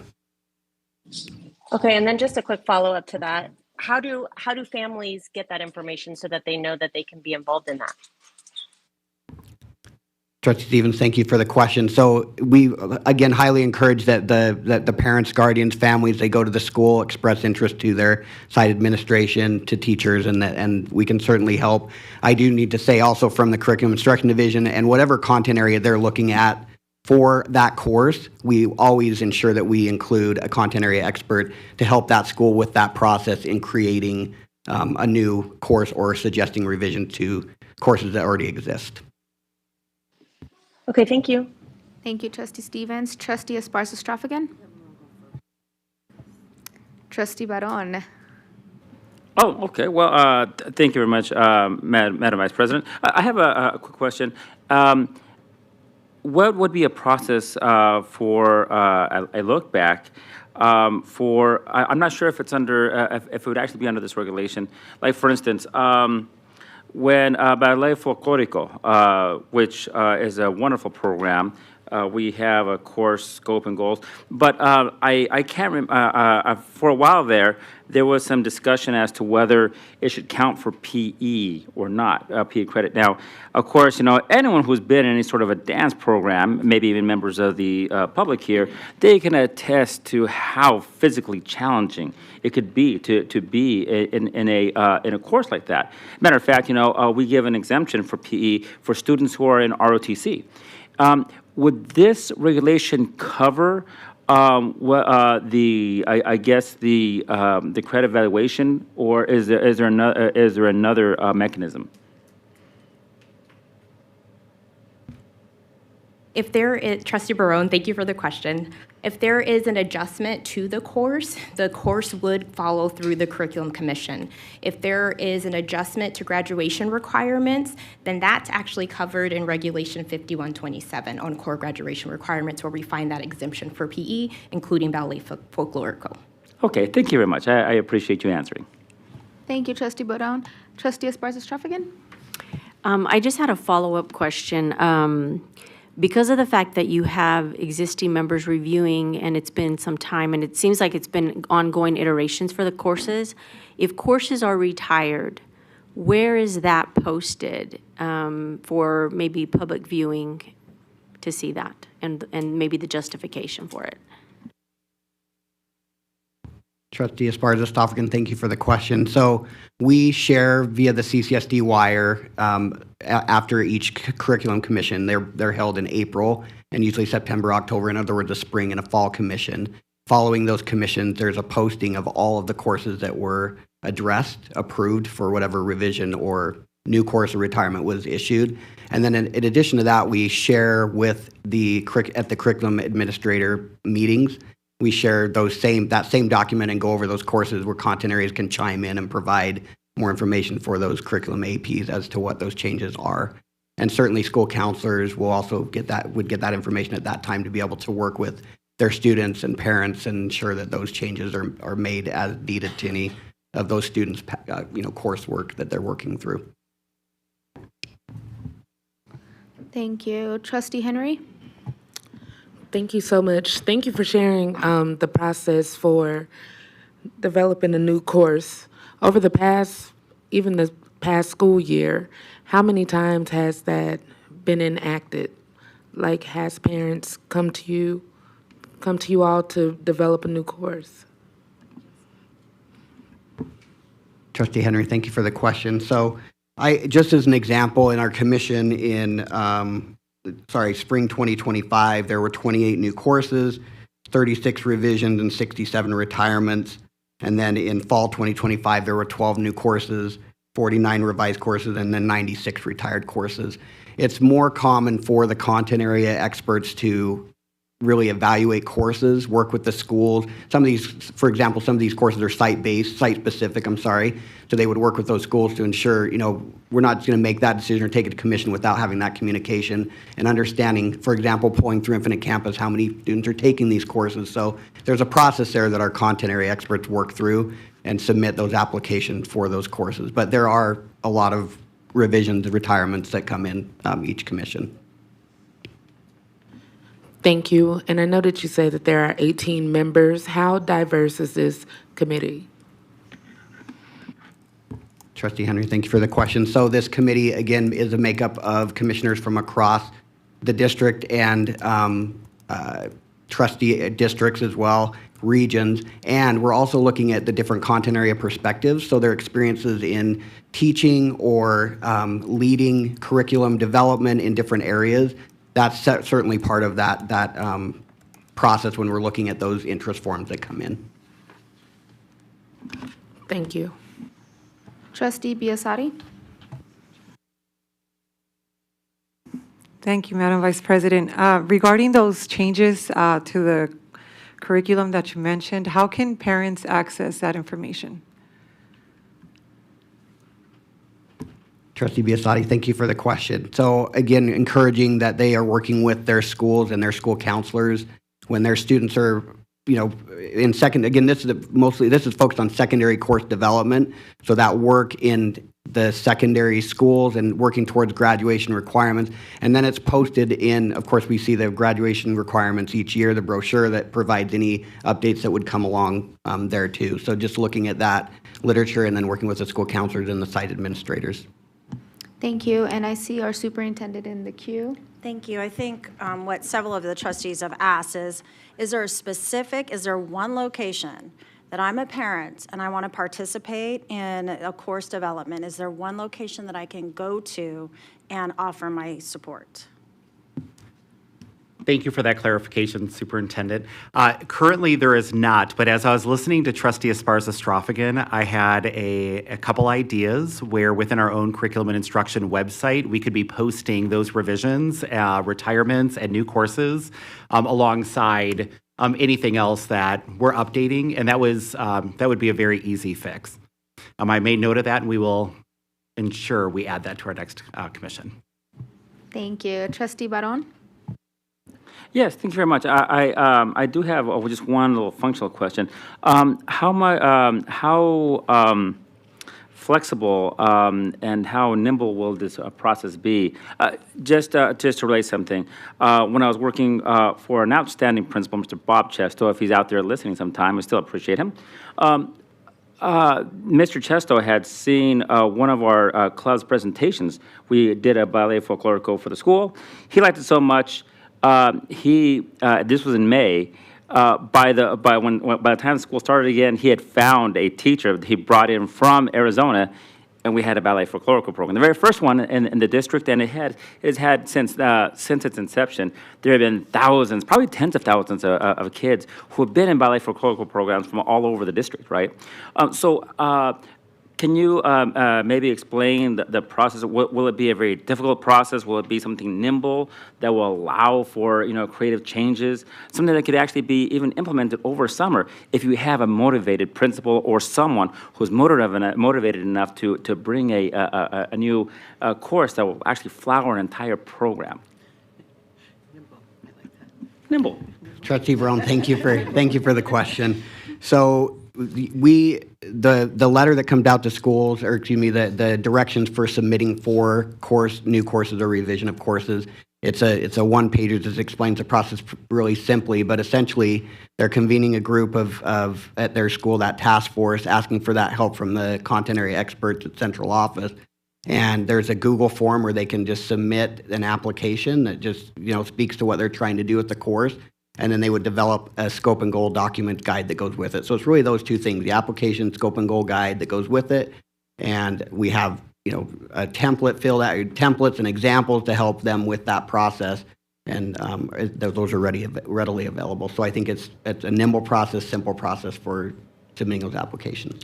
Wow, you know, when I'm all done this, I might go back and teach. I'm thinking of a whole bunch of things, you know. It sounds like an easy form. I have a whole bunch of courses here just waiting to explode. Thank you. Thank you, Trustee Barron. I do have a comment, not a question. I appreciate the presentation, but the conversation about getting more parents, guardians involved, you know, is a hot topic. And Dr. Mansell, it sounds like you have an idea. I also want to just add, I recently attended the Family Engagement Summit with the Nevada Department of Education, and they had really good workshops that I think maybe at the end of that, if we can do, we are in partnership with them on that, but if we can like also, you know, remind folks, like if there was anything here that can trigger a course idea, here's the ways to submit something to your school and how to get involved with your school, because we did have parents, we had teachers involved in that. So just other ideas, and I know we have our own family engagement, you know, summit coming at the beginning of next year. So just kind of in those places where I think where we're talking to the community and doing these workshops, we just tie it together. And then, oh, I have Trustee Cavazos in the queue. Thank you, Madam Vice President. Just a very quick question from an educator. They want to confirm that when your team was talking about, thank you for the presentation, about the content specialists that we're talking about teachers, it's teachers' input? Trustee Cavazos, thank you for the question. Yes, licensed teachers and licensed school counselors. I told them so, but they wanted to hear it from you. Thank you. And Madam President, that is everyone in the queue on our end. Thank you so much. Trustee Stevens, did you have any questions? I know we started with you, but. No, I'm no? good to go. Okay. Thank you. All right. Okay, then I will, since we have no one in the queue for public comment, then I will entertain a motion for 4.04. Madam President, we have Trustee Barron. I'd like to make a motion to approve policy 6121. Trustee Biassari. I will second that motion. Thank you, trustees. Please cast your votes. Trustee Stevens. Aye. I am also an aye. Madam Vice President, what is the vote count? That is 7-0. That motion passes. Now I think we're in the home stretch. Dr. Mansell, you're up for 4.05. Thank you. Notice of intent for District Regulation 6121. Thank you, Madam President, members of the board, Superintendent Ebert, again, Dustin Mansell, Chief Academic Officer. I am again joined by Elena Kreiner-Wilson, our Assistant Superintendent of the Curriculum and Instruction Division, and Robert Jones, Director of the Curriculum and Instruction Division. Now we are here to provide a notice of intent to amend Clark County School District Regulation 6121 titled Instructional Program Design Development. As with Policy 6121, Clark County School District Regulation 6121 was last revised by the Board of School Trustees in 1981. The proposed amendments will align with those in Policy 6121, Instructional Program Design, and also, as with Policy 6121, we would like to thank our Curriculum Commission Central Working Team and our secondary school-based curriculum commissioners, along with our Region Leadership and our Executive Leadership Team. So, Madam President, with your permission, I will hand over the presentation to Mr. Jones, who will provide the proposed amendments regarding Clark County School District Regulation 6121, Instructional Program Design Development. Thank you, Dr. Mansell. Madam President, members of the board, Superintendent Ebert. For the record, Robert Jones. The reference material from item 4.05, Notice of Intent, Clark County School District Regulation 6121, outlines the proposed deletions and additions to the regulation. Aligned with the proposed amendment to Policy 6121, Regulation 6121 has been revised to ensure that the process for how secondary courses are approved through a formal system is established. The title of the regulation was changed from Instructional Program Design and Development to Secondary Course Offerings to provide clarity in the intention of this regulation and to align with the proposed amendments to Policy 6121. Section 1 was updated to align with the same proposed language in Policy 6121. In Section 2, we included that the district will form a curriculum commission. In Section 2A, we define the membership of the commission as the Curriculum Commission will be composed of secondary school administrators and secondary licensed educators. In Section 3, letters A through C, we elaborated on the responsibilities of the Curriculum Commission, which include review applications for new, revised, and retired secondary courses, review the course scope and goals that accompany the new and revised course applications, and approve and/or deny applications for new, revised, and retired secondary courses through parliamentary procedures. Section 4 provides the statement, the superintendent of schools or designee is responsible for secondary course offerings. This was moved to Section 4 from an earlier section in the regulation. Thank you for this opportunity to share the proposed amendments regarding Clark County School District Regulation 6121, Instructional Program Design Development. At this time, we will pause and take any questions from the board. Thank you for your presentations. Madam Vice President, do we have anybody in the queue? We have Trustee Stevens. I actually asked my question in the last one, so I'm good to go. Trustee Henry. Okay, just really quickly, how many members of the Curriculum Commission, how many males are there, and also how many are Black?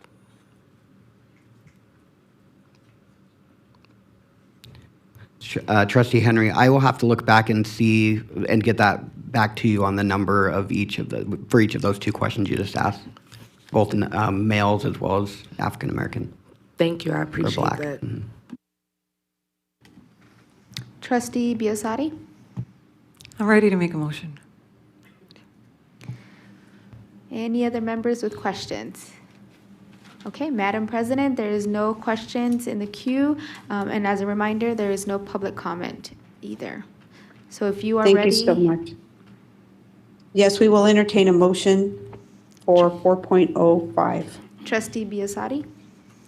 Thank you, Madam Vice President. I would like to make a motion to adopt Agenda Item 4.05, Notice of Intent, Clark County School District Regulation 6121. Trustee Dominguez. I would like to second. Thank you. We have a first and a second. Trustees, please cast your votes.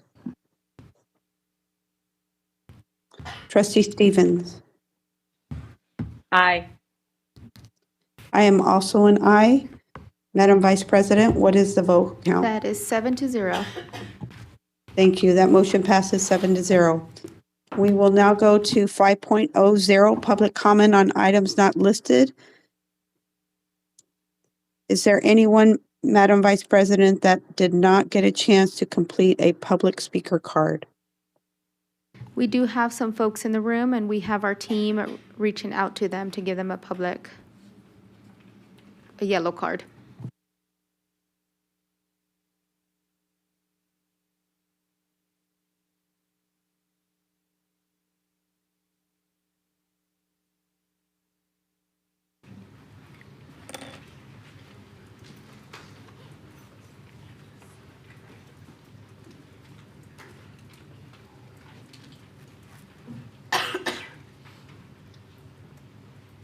Madam President, we have two folks filling out their papers now. Maybe we can close it. Just say we'll accept the two and then close it. I see our counsel shaking his head, yes. Nodding affirmative. Nodding, yes, sorry. Okay, so then we will close public comment. Madam Vice President, I'm going to ask for your help to manage the process. I know that on our list for those that called in, Mr. Leither, Lenny Leither, and also Hetty Leither were signed up first, I believe. But I'll let you manage the process. Thank you, Madam President, and I would like to remind folks that we have two podiums that will be going out simultaneously. And as a reminder, please state your name for the record when you begin. Mr. Lenny, we're ready, and Teddy. Is it okay if he comes to the same podium? That's fine. So then on the other podium, I'll have Nicole Beer. Okay, you just wait. Thank you. Okay. Oh, 3 minutes this time? Yay. So for the record, my name is Lenny Leither. I want to touch base on a few topics here. First, I'd like to actually give praise to the superintendent because before, on driving around taking my son to the audiologist, I got actually a phone call reaching out for people that have signed up to try to get additional information, to try to get some of the community involvement a little bit more engaged, and to take those concerns to the people that might be able to help address them. I actually want to highlight the areas that the district does good things. Saying that, though, my next one is a slight criticism. Sorry, take one back. At the end of last school year, a student got killed at a high school. It was in the news. I forgot the student's name. And a couple weeks after that, there was a press conference where the main message that I heard, at least as a parent, was that the main thing we can do is leave 10 minutes early. And I criticized that publicly because I just felt that wasn't sufficient. We needed real solutions, real answers. I've been saying for a long time, I believe we need at least 20 more police officers that just focus on traffic patrol. We need more crossing guards. Thankfully, they got that addressed. But then if parents are concerned about who should we reach out to, we're told, well, reach out to your neighborhood, your community, reach out to the area. But there's Clark County, there's Las Vegas City, there's Henderson, there's too many sections. And wouldn't it be nice if I, as a parent of a student, could at least call one person and say, okay, here's who you should specifically reach out to. That little thing could help in this area. And last, I also want to comment, I know at my son's school, the principal has reached out and said, hey, we need some crossing guards on Grand Canyon. That's a busy street. And that was last year, and still nothing happened. And yet again, we know kids are still getting hit. Record number, 84 students hit this year to 2 deaths. And look, unfortunately, I know some kids are going to get hit no matter what, but that number's way too high. Next, I want to comment on, those social media posts, and yes, I know some action might have been taken against those teachers. We don't know. But I know the community is still really upset about the way that's been handled. And I know there's limited information that you can tell the community because, again, they're still employees. But I was driving past Sig Rolich last Friday, and there were still protests. And I understand some of the protests because we always talk about diversity and inclusion and reaching out. But if you're a strong conservative and you see teachers highlighting the death of somebody that they held in such high esteem, you're thinking, my kid's not safe with that teacher at that school. So that's my main thing. And in fact, I asked my son if I said, son, I can't take you to the audiologist and still make it a school board, but because of the contract that was being offered, I really want to come down here. And so I said, did you want to speak? And he said, yes. And actually, he's going to speak slightly on that issue. So thank you for your time. And just kind of read this, answer questions how you want, and then say your name. Okay. Hi, my name is Teddy. So one of the questions my dad asked me was, would I want that person as a teacher? Honestly, no, because I don't want a person who kind of have the feelings of like a model, like it would kind of make sense if it was a video game character or something like that. But it's a real life person, like you don't actually want to see a person get killed many times over, and for more than 50 times. The second thing my dad asked me was, do I see normal people post things like that or think something be wrong with the way that person think? Honestly, yeah, since I might watch it maybe once, but probably will not, and probably look disgusting probably, and don't think a normal person will post anything about that online. Other thing he asked me a question was, what should happen when a teacher does post something like that? I honestly think that they should have someone watching him or her, or just not be a teacher anymore, since people who actually watch see post and it's and that person as a teacher probably don't want him as a teacher. Since and the last question my dad gave me is, can teachers post anything they want under free speech? On an opinion, I feel like there's always a limit for anyone to say online, but I think that teachers have a bit more, like a little bit more. Like they could still say almost anything, but like they had only can say not as much as they want, since like if you see a teacher that said that and like see a person die 50 times and it's the up close one, then you don't want him as a teacher really. You might want to stress it's about the one post. And it is on one single post of a person. It practically said that he loved everything about the video. It was the up close video. He liked every second of it, and like the blood and violence. Thank you. Our next speaker, Nicole Beer, and then I have Amber Morrison. You are more than welcome to walk up to the second podium. Thank you. When you're ready. Excuse me. Nicole Beer for the record, representing Reed Freely, Nevada, and representing myself as a citizen. I stand here in solidarity with No Racism 1865, the child who was racially abused both physically and verbally at Centennial High School, their family, and the historically disenfranchised community in our valley. We know that due to Trump and Lombardo's racially targeted policies, people of color are in more danger than ever. While we know that people of color have always been victims of institutional racism within CCSD, racially motivated instances are sure to increase as we have several CCSD policies that are under attack at the request of Joan Ebert. You are going to see whitewashing and non-inclusive language being erased from policies 6150, 6161, and the anti-racism, equity, and inclusion policy 5139. I want to be very clear about this. Under a new president, a new governor, and a new superintendent with new trustees, some of our students don't matter as much. That's what we're saying. In particular, all the inclusionary language is set to be eliminated from policy 6150. It currently states, and I will just go over the part where it delineates different historically disenfranchised groups. These materials shall be selected by professional staff and in a manner that is inclusive and responsive to the diversity of persons without discrimination or segregation on the grounds of race, color, creed, a national or ethnic origin, sex, gender identity or expression, sexual orientation, disability, marital status, or age.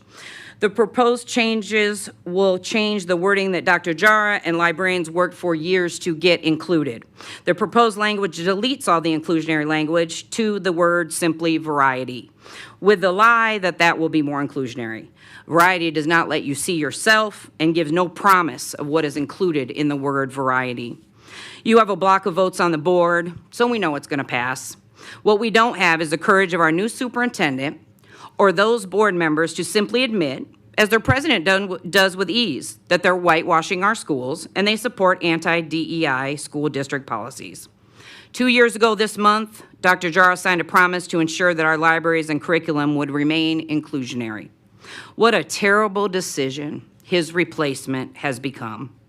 Lastly, if you're hearing these words and you and your family are members of a marginalized community, this district should not be your destination. And lastly, was that too political for you? After Amber, I have Akiko Cooks. If you can move forward to the podium, thank you. Amber, whenever you're ready. Hi, my name is Amber Morrison. I'm formerly known as Amber White. When I was a custodian at the beginning of the year, I was enjoying my job for the district because I'm trying to become a teacher. I am working on my degree in Family and Human Services, hoping to go through the ALR program. I was sexually harassed while I was working at the food service warehouse and terminated after reporting it to my immediate supervisor and other comments like colon cancer referring to rusted pipes were made. I have family and friends who have died from cancer, so that hit me a lot. So when I tried to confront them and talk to them about it and tell them how it made me feel, they fired me. I have not been able to make a difference in the classroom as a teacher that I want to make a difference in. And I would like the opportunity to be able to bypass through HR to be able to apply it in the district. That's it. Thank you, Ms. Morrison, for coming tonight. After Kiko Cooks, I have Angela Jinks. Ready when you are.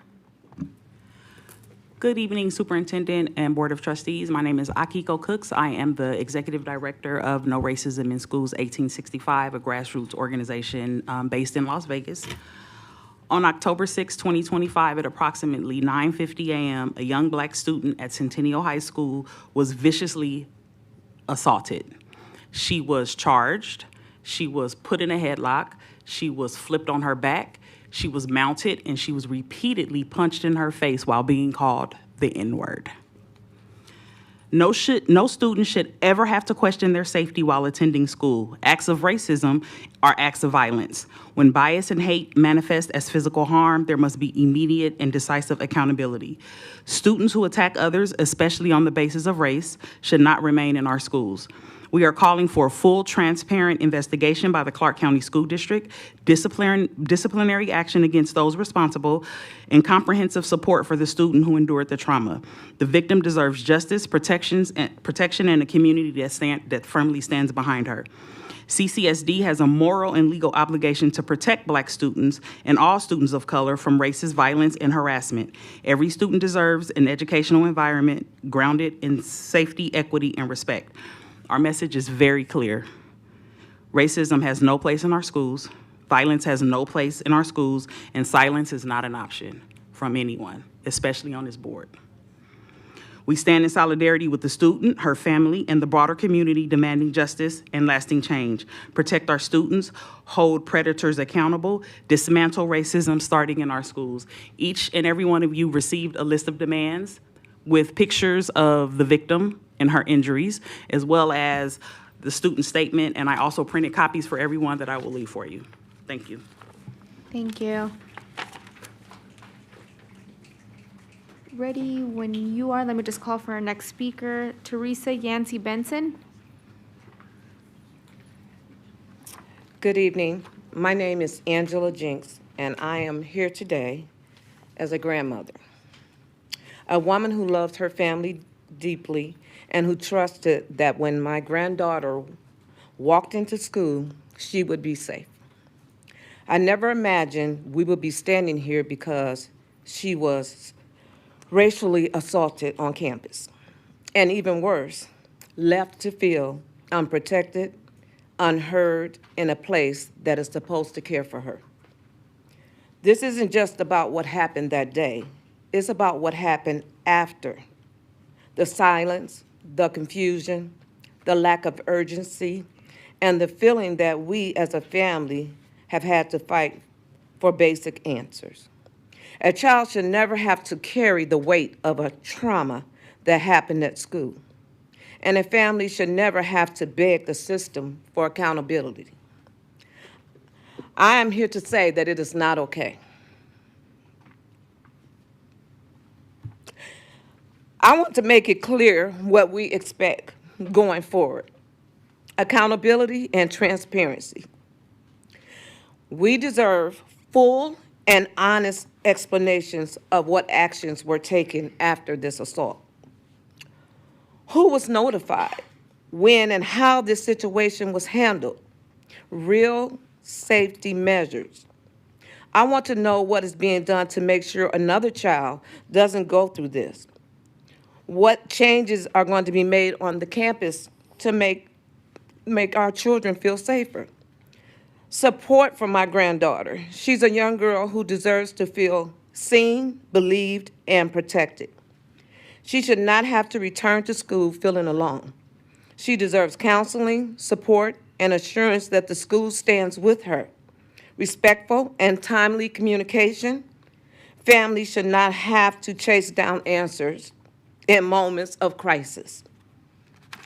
We should be informed, respected, and supported. Real change, not words. We need to see action. We need to know that this board and this school will not sweep this under the rug. This isn't just about my granddaughter. It's about every child who walks through those doors. Our children deserve more than promises. They deserve protection, dignity, and justice. Today, I'm asking you to truly see her, to see us as a family, her father and her brother who is here with me. I'm sorry. Today, I'm asking you to truly see us, to see us as a family in pain. Thank you, Ms. If you have a copy of your public comment, perfect, thank you. Then after, for this podium, I have Stephanie Kingsley. Teresa, whenever you're ready. Hello? Oh, thank you. Good evening, Superintendent and School Board Trustees. My name is Teresa Yancey Benson, and I'm here today to talk about October 6, 2025. A Black female student at Centennial Hills High School was physically attacked and beaten during a class break in what witnesses have identified as a racially motivated incident. This deeply disturbing act of hate underscores an urgent need for accountability, transparency, and systemic change within the Clark County School District. No student should ever experience violence, harassment, or racial intimidation in a school environment. Racism is violence, and any act of hate or physical aggression must be met with zero tolerance. The district has a moral and a legal obligation to protect its students, ensure the safety and well-being of the victim, and take swift action to prevent future incidents. We are calling for a full, transparent investigation and appropriate disciplinary measures for those who are responsible. Furthermore, CCSD must review its safety and equity protocols, provide trauma-informed support to the victim, and demonstrate a clear commitment to racial justice and student protection. Students who commit acts of racially motivated violence should not remain in our classrooms. We cannot stay silent when our children are being harmed because of the color of their skin, says Akiko Cooks, Executive Director of No Racism in Schools 1865. Schools must be safe. They must be safe spaces, not places where Black students fear for their safety. Accountability and justice are not optional because they are essential. Our community stands in solidarity with the victim and her family, demanding justice, transparency, and a firm stance against racism and violence in all forms. Protect our students, demand accountability, confront racism and violence in our schools, because we grandparents are watching. After Stephanie Kingsley, I have Anthony Johnson. Hello, my name is Stephanie Kinsley. I'm one of the parents for My Children's Advocate. You've obviously lost a lot of faith from parents. I'm speaking mostly to you today, Joan, because you have the most power here. You've lost faith from a lot of parents across this state. You're going door to door, knocking, begging people to come back to CCSD, and it's like you guys will do anything. You guys, decades of failure, but refuse to address what's really wrong. We have an epidemic of violence.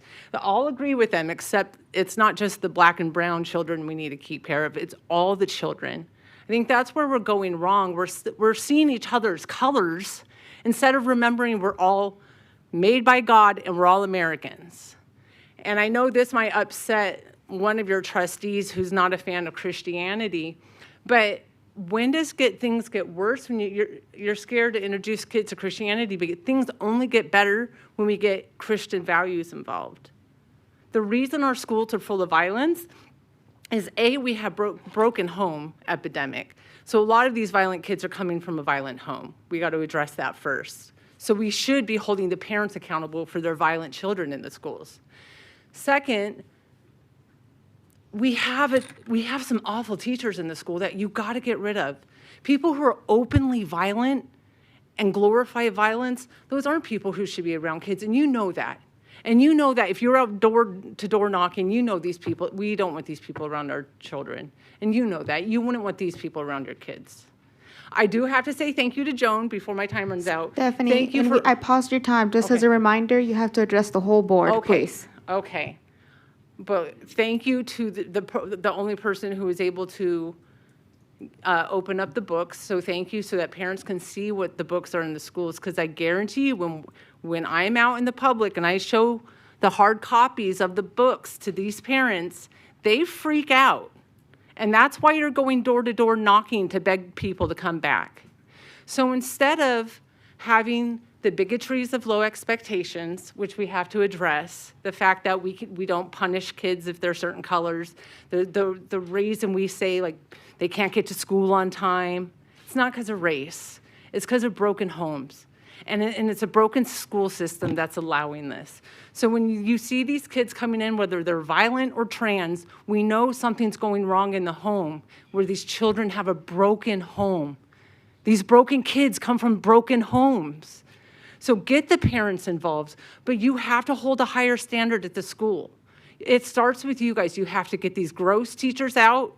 We're getting violent teachers and pedophile teachers. If you guys aren't out trying to fight to get rid of them, you're part of it. These are the same people in the red shirts who fought to keep dirty books in schools, and they're the same ones who fight to defend glorifying violence. They're not healthy people. They shouldn't be around children.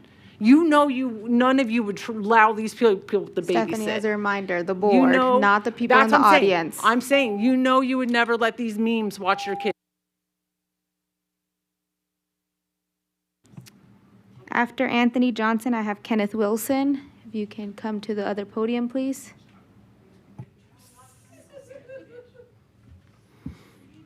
Hello. My name is Anthony Johnson. I'm an advocate of the Black community. I help kids as much as I can. Me and people around the neighborhood, we try to do public programs for the kids, like teach kids like a little bit more with Black history and a little bit more knowledge of self. So the statement that I'm giving you comes from 40 years of being in Las Vegas. I graduated from Rancho High School in '95. And I've been here a long time, and I've seen a little bit of racial issues, tensions, here in Vegas between all, races within, each ethnic group. Nobody's really left out, everybody's targeted. But being the person that I am and holding a strong position here in Vegas for the Black community, I received a call early in the morning, October 6th, from a person down south who's part of my organization, who was able to get the information about the young girl that was assaulted at Centennial High School. That kind of worries me, because how come nothing was done that same day? How come no action was taken? It took a call from somebody on the other side of the United States to reach me, to be able to address this issue before the board today. And by the way, you guys are doing a good job, just to let you guys know that. So I would like to see something done about the second kid that was not detained. I believe he has every right to be detained and arrested for conducting in the assault of the young Black girl. And anytime we're able to address issues like this, we will come here and speak to the board. Like I said, I graduated in '95, so sorry it took me 30 years to get here. I wish I would have came here sooner, because I see that this is a professional setting, and I will engage myself more. Other than that, that's all I have to say. I'd just like to say I would like the other kid held accountable for his actions. Thank you. Thank you. After Kenneth, I have Dr. Robert Lee Jr. If you can move to the other podium. Ready when you are. Hello, my name is Kenneth Wilson, Superintendent, President, Vice President, Trustees. Thank you for this forum. We're all grieving over the loss of 2 children. Obviously, doing the math, I think we're at 110% increase from children going to and from school who've been struck by vehicles. I think in the one case, this poor one little girl that just passed, I think she was hit by a school bus, if my information is correct.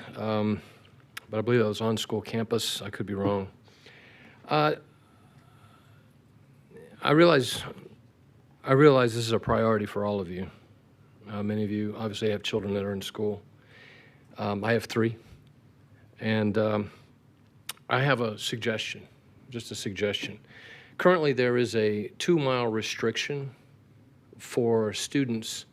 In other words, if the student lives within 2 miles of the school, school buses are not allowed to pick them up. In other words, they have to make that trip somehow.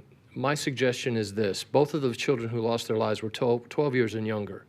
So in other words, we're talking about middle school and elementary school age children is my suggestion, that for parents who express the need via some type of form, perhaps, that school buses pick up these children who are 6th grade and under, who are within the 2-mile restriction.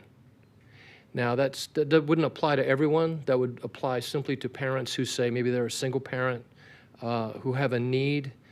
I think it's in the best interest of everyone if those children that are that young, if the school somehow was able to facilitate that need.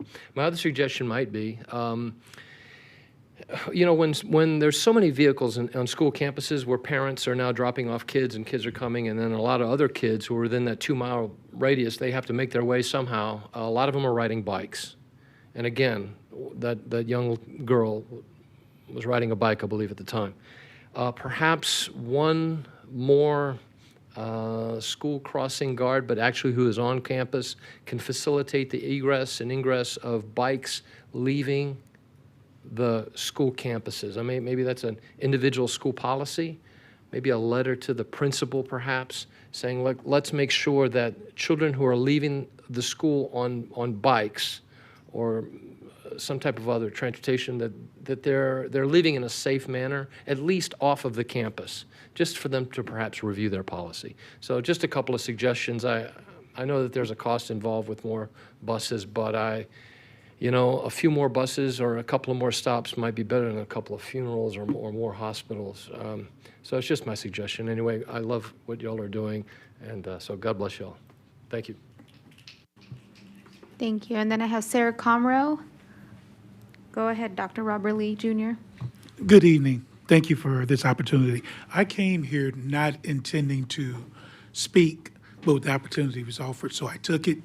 And I want to give you a little bit of background, so why I'm here.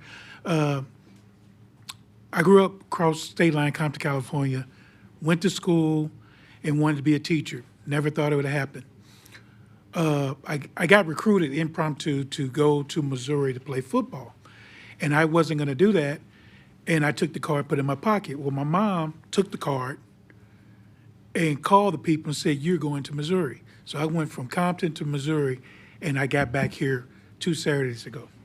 The reason I'm bringing that up is that my mom, who's been inspirational, moved from California here. My mom is now very ill. So since that time, I got my bachelor's, my master's, and taught in Kansas City Public Schools. But the people who surveyed my mom kind of ran out. So because all I've ever done is education, I love it, I look to come out here. So I started applying, and I didn't get much response. So a friend of mine said, email the superintendent. I did. And I said, well, she's new. She responded and immediately gave my information, which I want to thank you, to Dana Crowley. Your recruitment department is tremendous. They touch base, gets me on video, and really met people. So I want to, at Kansas City Public Schools, I left to teach over in Kansas. If you know a little bit about KC, there's KCK, KCBO, right across from each other. I came back to KCPS, which was an unaccredited school district. Our superintendent, who has since moved, Dr. Mark Bedell, put me in charge of the alternative schools, and he will tell you, wrote me a glowing recommendation about how I was instrumental in us getting our accreditation back. And I was then soon to be the most valuable principal. That's the title I was given. So when I applied here, I was given from a Marissa Balba, here's a task you need to done, and I was assigned. And here's your fingerprints, gets your verification. I did that. And as I'm traveling here, I get a call, we're on a hiring freeze. Now, I didn't sign a contract, but almost everything up to that point I had done, so that's why I made my journey. So I'm coming here to try to find out when the hiring freeze will be lifted, and I'm still interested in the district. Now, the district, people have warned me since I've been in Vegas, don't go, but that was what was said about KCPS. And as far as me, I'm part of what we're going to do to solve the problems and be a part of that community. So I want to be Thank you. Can you just say your name for the record, please? Dr. Robert Lee Jr. Thank you. And if you have written public comment, you can give it to our staff over here. If your public comment is written now, you can give it to our staff. No, Okay. I did intend on speaking. Thank you. And then after Sarah Comro, I have Mark Diefenbacher. Thank you. And you're going to have to help me pronounce that. Sarah, when you're ready. Sarah Comro for the record. In education, our goal is to have every student in the least restrictive environment possible with appropriate supports. What does that even mean? Well, the least restrictive placement is in the general education classroom with their grade level peers. If a student needs a little more support than that, the next level would be a student placed in a general education classroom with their grade level peers, and they would receive special education service minutes. This is usually in the form of resource, which is either a teacher or instructional assistant pushing into the general education classroom and supporting that student or students being pulled out into a resource classroom for a small group to focus on the area that the student needs support in, and has those special education minutes. The most common are reading and math. And finally, we have the level that I am here to talk to you about today, self-contained. Self-contained is when students with similar high support needs are placed into a special education classroom with a very low adult to student ratio, usually between 1 to 6 and 1 to 12, I believe. Students are often placed in a self-contained class that is close to the disability that qualifies them to get special education services. This means that a student that has a special education qualification or eligibility of autism that qualifies for a self-contained classroom will more than likely end up in a self-contained autism classroom. Here is where the issue is huge. Students can qualify for special education starting on their 3rd birthday. If a student qualifies on their 3rd birthday for special education services in a self-contained level, the only available full-day self-contained pre-K is called Kids Program, and it is an autism program. This means that all children that qualify for a self-contained all-day program get put into the autism self-contained class. At such a young age, it would be hard to tell which self-contained they truly belong in because all of the skills and struggles might look similar. It doesn't seem like a problem so far, but wait, there's more. When a student reaches the age for kindergarten and it has been determined that a self-contained classroom is still appropriate for their needs, they will be moved to primary. Primary is the label for a self-contained class that has students in grades kinder through 2nd grade. The thing is that there are several classes that are labeled primary. Primary autism, primary STAR, primary life skills for students that need assistance with support with life skills, primary SLD, DHH, and so on and so forth. I'm giving you the self-contained program descriptions on a paper that'll be handed out later so that you can see details for yourself. But what happens is every student that is in the kids program for self-contained pre-K autism is funneled into primary autism, even if that is not where they should be. Getting a child laterally moved to a different primary program is made to be nearly impossible by the district. But the problem is that they may not belong there. Ask any primary autism teacher in the district and they will tell you that they have at least one kiddo that should be in STAR or life skills, or maybe one of each. These inappropriate placements are detrimental to the success of not only that student that is not getting the appropriate supports for their needs, but also for the other students in the primary autism class that are correctly placed because additional attention, resources, and support are required for the student that is essentially a square piece trying to fit into a round hole. Thank you. Thank you, Sarah. Can I get another speaker up? Dutch H. Thank you. Go ahead, Mark. Hello, board members. My name is Mark Diefenbacher, member of Surge Las Vegas, speaking as an individual. Every child, no matter their race, background, or zip code, deserves the freedom to learn in a safe, supportive school that protects their dignity. But that already tenuous freedom is being stolen by a climate of fear and division fueled by politics from the Trump MAGA regime that target our differences to distract from how they allow the wealthy few to rig the rules. The recent racially motivated assault at Centennial Hills High School is not just an isolated act of violence, it's a symptom of that agenda showing up in our schools. By joining together across race and background, we can create a first choice district where every child feels safe, valued, and free to thrive.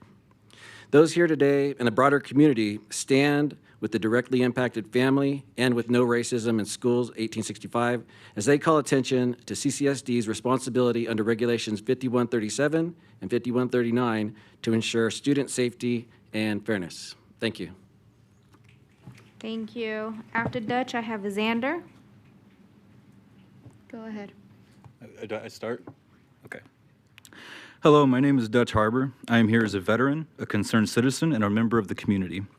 I recently watched the last two of these meetings on YouTube, and I found it disturbing how fast a motion was made to pass a faith-based mobile clinic when there were lingering concerns.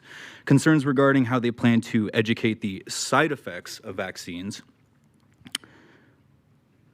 concerns about what their approach to behavioral health would be, and concerns about this being a free service while they reserve the right to charge third-party insurance agencies. The lack of pause and patience this board had when asked to table that topic until further definitions had been established was truly gross. It screams agenda, it shows no integrity, and it instills a lack of confidence in any endeavors that this board may pursue to uphold the separation of church and state in the future. To add insult to injury, I also learned that one of the trustees here feels comfortable enough to wear a shirt idolizing and supporting a dead Nazi. Someone who is a racist, a misogynist, someone who discouraged higher education as a whole. He wasn't a hero. It's crazy to me that a trustee could support that person while being on a board of education. It doesn't make any sense, and it's very ironic. Considering there are teachers who are suffering consequences for making comments about this person, I feel that it is only fair that the trustee should endure consequences as well. And quite honestly, they should resign. Someone like that is a danger to our education as a whole, and it is our duty to keep these kinds of people away from our educational infrastructure. Thank you. Thank you, and I do want to remind the public that we do have some rules. It's a business meeting, so no clapping. You can do snaps, I think is what we've done before, and silent jazz hands if you're in agreement. Go ahead, Xander. Good evening. My name is Xander Tayani, and I'm 14 years old and an 8th grader at Del Webb Middle School. I'm also my school's SOT student representative. Like many other schools in the district, our school has been affected by drastic budget cuts. And tonight, I'm here to make my voice and the voices of students all around the district heard. At Del Webb, we're already beginning to feel the weight of these cuts. The district estimated we'd lose around 90 kids due to rezoning and registration changes. In reality, our school lost over 200 students. Because of this, 10 teachers and staff members are being surplused, uncertain of whether they'll be out of a job or not. Students see the real impact of these cuts on a daily basis in their teachers, our activities, and our schools. Class sizes will be growing, and resources are going to become more difficult to access. But behind every number on a budget sheet, there is a student who is missing out on an opportunity to grow, learn, or achieve a slightly larger dream. We understand that decisions are difficult and budgets are complex. However, our request is simple. Always keep the students in mind. Keep in mind that we are the reason schools exist in the first place. Cutting funds has an impact on our future and this, as well as the schools. So tonight, I'm not here as a single student. I'm here for thousands who genuinely care about their education and their community. We don't hope every issue is resolved by tomorrow morning, but we do hope our voices will help shape the decisions that are made. Students will have no say in such decisions, but we do have a voice and our voice matters. Please, when planning your future, plan with us on the included list. Thank you for your time, for your leadership, and for listening to the students you serve. Thank you. And Madam President, that concludes our public comment. Thank you so much, Madam Vice President. With that, we will move on to item 6.01, upcoming meeting announcements. The next meeting of the Board of Trustees is on October 30th, 2025 at 5 p.m. in the boardroom. We'll move to item 7.0. I will entertain a motion for adjournment. I have Trustee Cavazos in the queue. Thank you, Madam President and Vice President. At this time, I'd like to make a motion to adjourn. Trustee Henry. I will second. Thank you. We have a first and a second. Please cast your votes.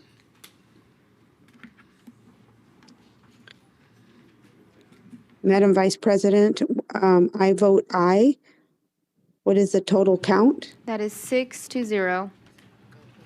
Thank you. With that, the time is 7:14 p.m. The meeting is adjourned.